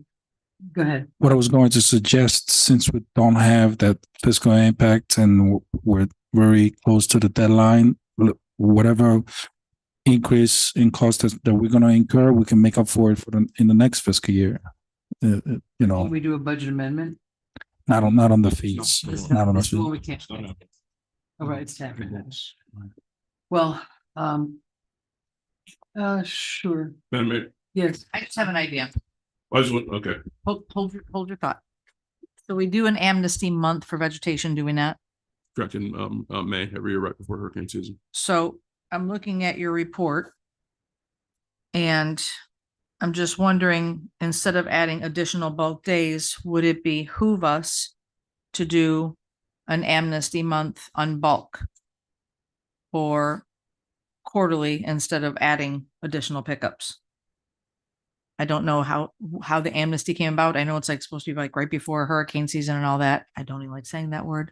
Have we found that amnesty is successful? It depends on the year. We do a lot of advertising each year. It used to just be amnesty week that we would do, and then we spread it out across the month because we would just get inundated and people would know when and whatnot. And... Well, we found that we were running out of daylight because because there's so much the routes out. were so heavy. So we decided to spread it out throughout the month. So hopefully, and it's worked so far, you didn't get so much all at one time where we were running out of daylight. So do you think that having an amnesty bulk month would behoove our city, in your professional opinion, or once a quarter? In my opinion, no, just because you have evictions and stuff throughout the year. Oh, I'm aware. I live in yeah. I live in the eviction. Literally sent you and Shannon an email today that there was a mattress at the end of my alley today. There's no house there. Somebody just put a mattress. So maybe possibly for whatever situations were happening in that month, but then each month is going to have its. I was just asking Vice Mayor if it would behoove us to have an amnesty month like we do with vegetation on bulk versus trying to figure out a schedule. So what I'm going to ask is, but bulk doesn't come up. I was going to just once comment a about month. it. I have a response to that. I understand that. But you could do like spring cleaning, I guess. I was just trying to think outside the box because we're going down the rabbit hole and we have to make a decision tonight. We can't wait for stuff to come back. So is do we think that we need to do from a 7% increase to an 8 to be That's what fiscal? I'm thinking. I'm thinking that we just need to Hedge a increase. little bit. Hedge, and I don't want to go Get the money. backwards. I don't want to be chasing money next year. Right. We don't know what next year's going to look like in regards to taxes and everything else. And I if we would go rather- down next year from Then 8 to then 7. we lower it. Yeah. But one- I would rather on the safe side go 8.5 and saying we increased it, but we're also going to increase the level of service. We just haven't worked out the details yet. I don't think an extra percent is going to give us enough money to do something like you just said. And I also have a comment about the bulk, and I see your lights on, but Sorry. I think with the bulk, there's, yes, confusion is part of it. I also think a lot of it is people just driving into the city and dumping stuff. And a lot of it is, and it's not even the first of the month. It's, I bought a new bed, so I'm gonna put the bed out. Right. So I don't know that saying the first of the month, the first week of the month will be that much more effective because, I mean, I live in a neighborhood with a lot of bulk. And unfortunately, and it's, you can't tell, you know, Mr. He brought us pictures today and that's like today, right? So I don't know that that's really the solution. in So terms what of- percentage, Yannick, do you think that we would need? I mean, if instead of going 7, let's do a number and make a decision. And then make it work. And then they can come back next year and say, we added this, we changed the program and we didn't need that much money, so we can lower it. But at this way, we can make a decision, finance can move on, staff can work out the logistics of the schedule and what they need to make it work. We're not going to solve this right now tonight. We're not. So let's just make a decision. I'm not trying to be boisterous, but I'm getting boisterous and move forward. Can we hear from Jamie? Because Jamie's done talking. I just wanted to mention Commissioner Secretary mentioned a few things. I just wanted to touch on those. The $300, the citation amount and moving from the 19,000 last year to averaging a little over 61 this year, that was due to the increase that was asked for because we wanted to try and it's worked. Discourage. And I know when Yeah. you did the ride along, it has definitely worked because I think what was happening before was the actual citation amount was so low, people just Didn't continued to care. do it. Right. Now you're hearing from people because like, well, what happened? Like it never used to cost this much. And it's like, oh, well, we raised raised the price. So now you're seeing that tail off because that price went up so much. So we're hoping that that's going to, and like you said, you know, we don't want to depend on that It's not a for money revenue. maker. The hope is we're going to start seeing that tail off because people are like, yeah, I don't want to get hit with that kind of cost again because they're falling into compliance now. Correct. And then we're hearing from a lot more people now because of that. And where before it was just kind of like, yeah, whatever. It is what it is. Can you have different fines for single family versus multifamily? I don't. We currently don't. Okay. Because it's basically 8 units or less is residential and 9 or more is commercial. Mr. The other question that you mentioned, Noah, is why can't we have just limitless as far as like veg and why do we actually cap it? I'm not aware of any city that does not have a cap, and that's basically to control the actual operation. Because if you don't do that, well, the rate we have set gets completely thrown off because now people can just put whatever they want out.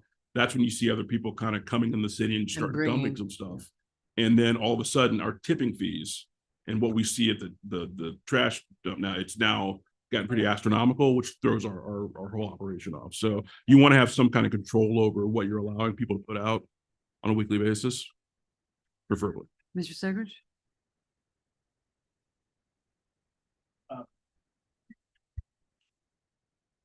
Ballpark for the budget. Mhm. You know, option 2 of adding the bulk day.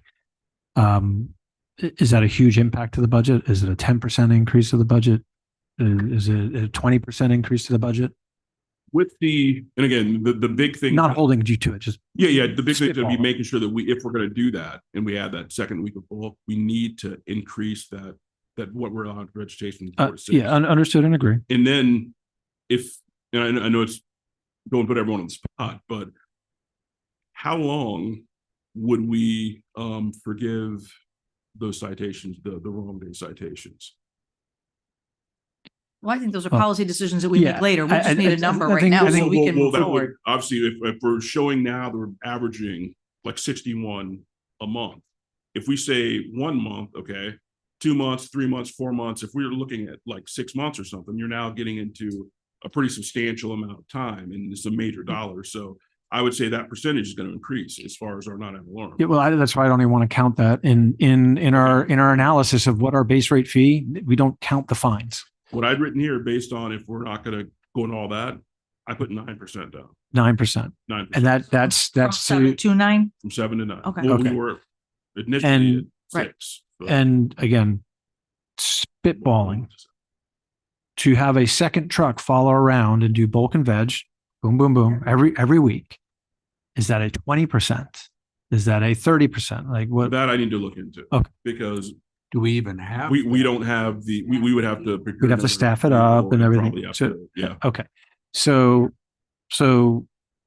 And I will be honest, that is not efficient and that will slow that route down. quite a bit. Understood. So it's just a matter of Yeah. making sure we've got the vehicle and the staffing. So it seems like for this year, if the goal, if we can decide what's better later on, whether it's moving it or swapping it. You're saying 9% ballpark now. Why don't we just make it 10% just to just give it coverage, it gives us air cover. We start doing this, we see if it alleviates the problem. You research into what it would be like to do every week. Because for me personally and people that I talk to, they would love that. I think it would be a big win for the residents. And I don't think. But bulk every week, or you're saying veg and bulk every Yeah. week? Yeah. But I think that's baby steps, right? First win is to take care of the bulk on the first of the month, maybe even have it twice a month. We can figure that out later. Then we plan for a secondary win, which could be offering it every week. Is that your motion? So my motion would be to approve this with a 10% increase. Second. Just to remind us, so we know what we're voting on, about what are the numbers associated with those percents? 7% brings. If 7% brings it to 128, we're 293. I mean, I'm sorry, not 128. I'm sorry. What was it? That's 293 from what? What was the 7% one? Yeah, we'd have to. Oh. It's not part of the backup. It is.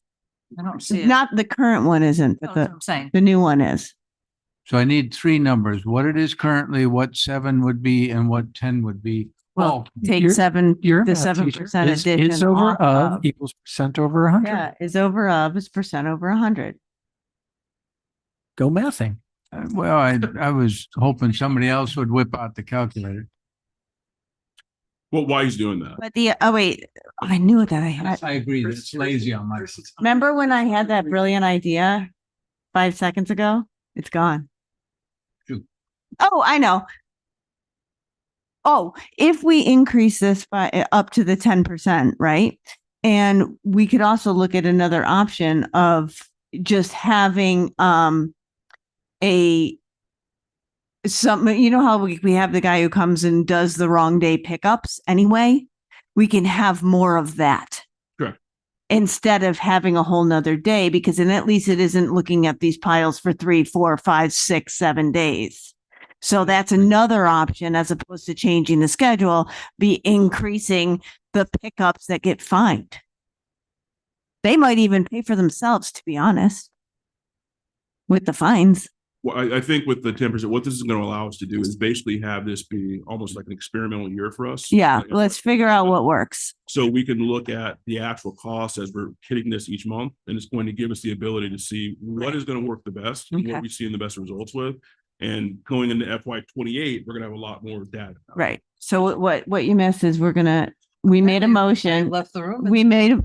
Anthony made a motion, and it's been seconded to increase from 7%, we're going to make it up to 10% increase it's going to be 298 per unit.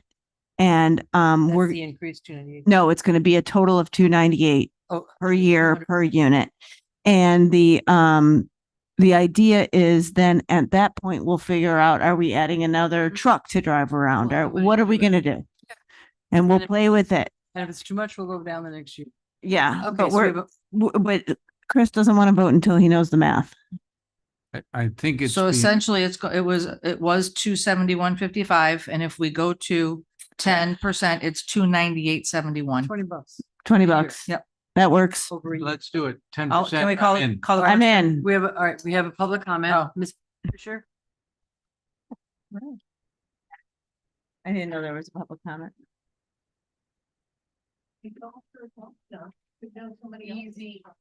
Turn your mic on there, sassy Pam. It's taken from you tonight. Listen, it's very different being up on this side of the guys. Big strawberry. Peggy Fisher, 508 North A Street, on the west side of the city, the west side of District 3. You got pictures tonight of people just throwing stuff out. They don't care whether it's the second bulk day, the first bulk day, the veg day. They just want it out of their house. And so putting a second bulk day is not going to change their behavior. They're not going to store it away somewhere. Second bulk day, let me put it out. The most sensible thing ever said in all this discussion was said at the end, which was to have more pickup, have a dedicated pickup of going around the city and picking up all these bulk items that people just throw out whenever it suits them. It doesn't matter whether it's the first, second, third, fourth, or even the fifth week. They just get it out of their house and off their property. And you all have sat here and gone back and forth and back. Talk about it. We never would come to that. Well, yes. Yeah. Oh, yeah. We never would have come to that. Well, maybe if you listen to some of the people who experience every day, because some of you live in areas of the city that need the vegetation. But when you live in an area of the city that have a lot of rentals and people who turn over constantly and have people coming in and out of houses that have 3 times the number of people who should be living there, it just ends up thrown out. Right. And it can be ending up on city property. Or, of course, I was told one time, oh, pull it out to the street. No, I don't think I'm going to do that. But the only thing that made sense out of all of this, besides the fact that you're increasing what you already increased by 7%, Thank you. get it That's up time. higher, I'm going to keep talking, is to have a truck and a person that can go around and pick up all the things that get called in. Thank you. Yeah, I agree.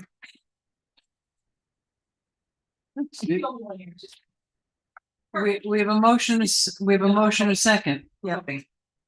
All in favor? Aye. All right, thank you. Moving on. My only concern, it's a great idea to have somebody pick it up, but is that going to give an incentive that people put even more? No, because they're getting charged $300 every time. Okay, Jamie loves us. so did we vote on the 10? Yeah. Okay, I was a yes. I Yes. don't know if I. He did. Okay, good. All right. We got a report. I mean, Okay. all the things are happening. Did Norway win the soccer match is what I want. It's a good question. It's a great, this has been amazing for the United States. All the good stuff. Yes. All right, thank you. All right. Commission liaison reports and Yeah. comments. Yes. They Norway won. won? 2-1 versus whatever country this is. It was, Cote d'Ivoire. yeah, Ivory Coast. Every country? Oh, what now? Oh my God. It's a kind courtesy of billable duty leader services and Okay, assistance. great. Thank you. Okay. You kindly made that for us. Okay, commission comment liaison and reports and comments. I'll go first. We'll go with one first. Detroit Tigers are beating the New York Yankees 9-2 in New York for the second game in a row. So that's exciting for From us. New York. But I'm just saying. The only thing I have to report is, yesterday morning, I had a, presentation to PDSO at District 14. that was requested from the residents of District 1, where I gave 27 Hometown Hero Challenge coins and certificates of appreciation for the South G Street takedown to all the undercover officers. Oh, I wish we knew about it. It wasn't a political thing, and it was hard to orchestrate because there were so many officers involved. FDLE was there, narcotics was there, street teams was there. It was a very big operation. And there was meetings prior to the takedown that Mr. Perry and myself had gone to, as well as some code staff. And the residents just really wanted PBSO officers to know that they appreciated the time. It was over a year and a half. It was a very large financial investment from FDLE to PBSO for this takedown. And it was just an appreciation to say thank you. The only pictures that were taken were the ones that obviously officers weren't undercover, and it was for PBSO. I was not in any pictures, and it was just all about the officers and celebrating their hard work and dedication and asking them to keep up the good work. Captain Karn is not here, but what he told his officers in the meeting was that the way he measures the success is that the overdoses had greatly dropped right after this, and they've continued to stay low. And that's how he sees the success from this takedown. So I do want you to know that we're very grateful and appreciative. And one of the deputies was actually retiring today, so it's bittersweet. It was one of his last moments. So it was just something that the district wanted, and we made sure it happened. So thank you to staff for helping coordinate that as well. Yeah, and thank you for doing that. If you'll indulge me, I have about 30 minutes for my presentation. Oh, no, you don't. The only thing I have is, Ms. McKay was kind enough on her own initiative to come up with a announcement. We're doing what we've done for at least 3 years, maybe more, a science table as part of the July 4th at Bryant Park. And see you there. And thank you to staff for, I never did publicity before. No, I don't think, I've talked to our liability folks and we're $1 million insurance. Yeah, no. Make a volcano like we did in 6th grade. Can you email this little flyer to all of us so we can share it with our cool. Our children's groups? And would you post it on Facebook so we can share it on Facebook? There you go. Thank you. Don't overrun our table, please. It's all right. We'll all be there. A lot of Is that it? popsicles. Thank you. District 3. Thank you. So tonight was, I believe, day 5. Yeah. Of the 8 There's days of 27, debauchery, 6, AKA day 6. the NAPC parties for the 4th of July. Tonight's was at Mad Hatter as a Freddie Mercury lookalike contest. And so there are Lilo's is tomorrow, which is Wednesday, and then Thursday, I don't remember. And then on the 4th of July, there will be thank you, Pomona. And then on the 4th of July, obviously, there will be the parade, and then there will be 3 different heats of boat races. They'll be in the boat, on the boat, and then inflatables. Inflatables, you do not have to enter as a neighborhood association.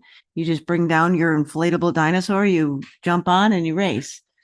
So there are, I think that part's going to be a very, very, very popular this year. And I don't know how many heats they're going to do, but but everything's been pretty good and pretty fun, pretty well attended so far. And then although Mr. Perry thinks I'm nuts, I am jumping out of the plane, weather permitting. Speaking of risk, do you have life insurance? Oh, you don't have. I don't have life do insurance. that. I don't care. Who cares? $1 million. You cannot have the dog. Jeff gets the dog.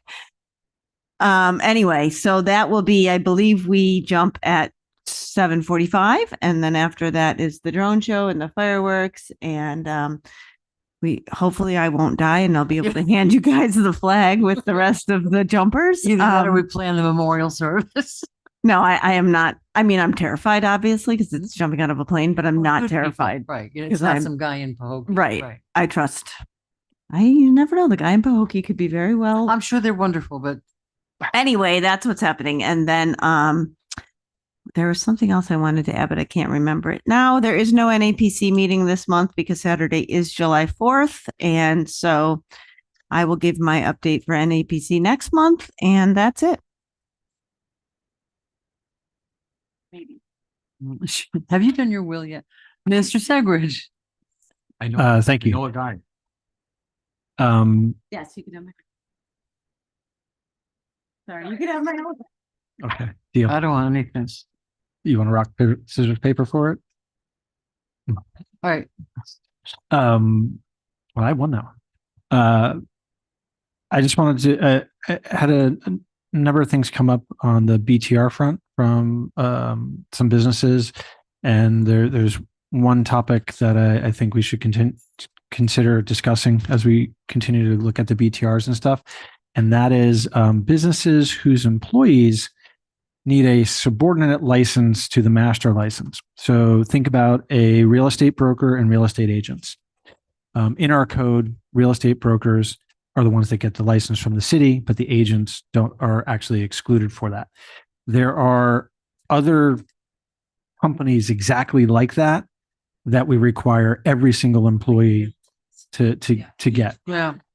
I believe barbers are specifically excluded and stuff. So I think that's something we should consider. And I would, I have mentioned it to staff, but I would just mention it to you guys and see if you thought that was a good idea. To have the agents have to get a business. Well, no, if they're working under a master license, that they don't each individually need one.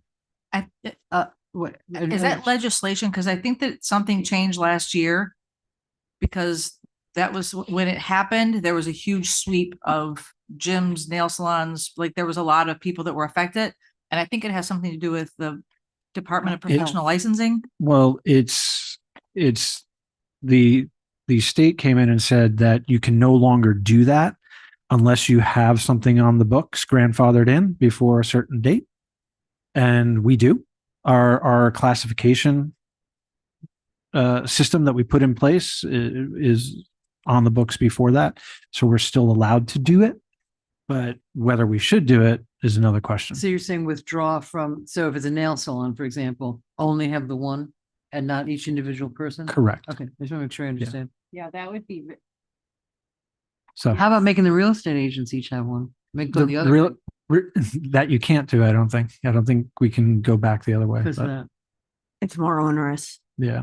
But in any event, I But just it wanted is to an bring that up, food for thought, because it is going to come up, and I just wanted us not to be surprised by it when it comes up. July 15th, I am doing my town hall at the Casino Beach Club. And then that is, that going to be noticed as a public meeting for? it's not going to be a public meeting. It's just going to be a town hall. Because the very next week we're doing our public meeting on the same exact topic. What's the topic? Code enforcement, okay. feedback, and BTR and other stuff. And that's it. Just people be safe on July 4th and Don't jump out of planes, for instance. Yeah. Unless you're May. So Unless your name is Mimi May. Thank you. I don't have much. I just want to thank I went to the first two parties of the NAPC, and I love it that people do it every night. I can't imagine that they do. But they do. They really do. And I just want to shout out to the NAPC, and I don't think that we recognize them enough. The amount of work that they do that takes, staff doesn't have to do it because the NAPC is doing it. I just want to thank them very much for that. Yeah, please. I'm going to give them some of my discretionary funds too. Yeah. So I don't have much else. I just, yeah. I think we're going to go home soon. Mr. Manager. Yes, good evening. Just several quick observations. Your budget books are in your office, so you can have those. At the agenda review, the topic of compass came up in the AC. Based on what I'm found out, the facilities team went over and adjusted the compressor work, and we're still on track to replace it based on the funding from that. The air conditioning and the everything. That's Okay, correct. good. And our facilities team is always available if they need some help over there. So if they give us a call, we'll definitely respond over. The lifeguard and beach maintenance modular project gets on the way on Monday, July 6th. So they'll start by Oh, putting the good. fence around and from there. That information is also on the website. So if citizens want to go and read more about it, it's on the website. And last, the City of Lake Worth Beach 4th of July celebration, 10 a.m. the NAPC raft race. Parade. Down Lake Avenue, The 12 parade, p.m. yeah. The raft race, and 6 p.m. to 10 p.m. the celebration in Bryan Park. And that's all I have. Thank you, Ms. May. I just apparently want to staff thank thought- Public Works Yeah. for the jetty. Yeah, yeah. It looks It looks awesome. gorgeous. It's beautiful and everyone is very, very excited and thank you for getting it done in time. Yeah, really. Very much appreciate that. It was, You don't need that part. who cares? We did it. We need it. No, people are happy about it and people were confused. Someone said we had closed it because the home was sleeping. They're like, no, it had rotten wood and we needed to replace it. There was something else I was going to say and then I forgot. So I guess must have been a lie. My grandmother said, Madam Attorney, do you have or Jamie, do you have You something? want to say something? Yeah. Just one, you mentioned the Compass AC, that Yes. it's on track. I just wanted to make sure that everyone remembers that that's the CDBG project for Right. 27. Correct. And we have Okay. Mr. Abruzzo to thank for that. Correct. I just want you to think we've ordered an AC and it's on. Oh, I'm track to sorry. be I see what you're saying. Installed right now. Correct. Just to make sure you guys understand it's the CDBG project for FY. No, we just wanted to make sure that it was still on Yeah, track. thank you. Yeah, And I we have- knew it was CDBG. Yeah. I have one other thing. We do have 2 handicapped giant wheelchairs at the beach and no one knows about them. There's no sign up. They're not displayed for people that cannot walk, that can be wheeled. And they're giant. I bought one a couple of years ago. And we have 2 of them. So I would like somehow to Let people. just let people know that we have that because it really It's helps. cool. It's cool. for I see Miss McKay typing away madly. Yep. We'll take care of it. Yeah, because really there are people that, and we should put it like on the website, just let people know that we have it because it would get to help them. And somebody who knows, is it that a family can bring somebody and they can take it and? Yeah, it's for use for the public. It doesn't require a lifeguard to run No. or something. Yeah, No. yeah, good. No. Cool. Do I have a motion? Madam Mayor, Oh. before we adjourn, I just What? wanted to remind everybody that the pre-agenda meeting is going to be on Thursday, the 2nd, instead of Friday, as City Hall is closed in observance of. Oh, I can't do that. Thursday, I have a mediation starting at 8:30. I'd rather be at the pre-agenda meeting. Sure, Sounds like pretty bad. yeah, I can do. she can do it. Miss, so it's on the 2nd at 9 o'clock and Miss May will be hosting the meeting. And I will How be many- deciding the fate of 2 children. Motion to go home. It's a word. Starts with forgot the A. word. Sounds like. Okay, motion, is that a motion to adjourn? Adjourn, that's the word. We can't Yes. adjourn, 'cause Do we have a our second? Normal adjourn. No, yeah, Ramsey's not here to tell us. Yeah, really. Good night, everyone. Thank you very Good much. night. Who was the second and the vote? We voted. Do everybody A? Yeah, but. Yeah.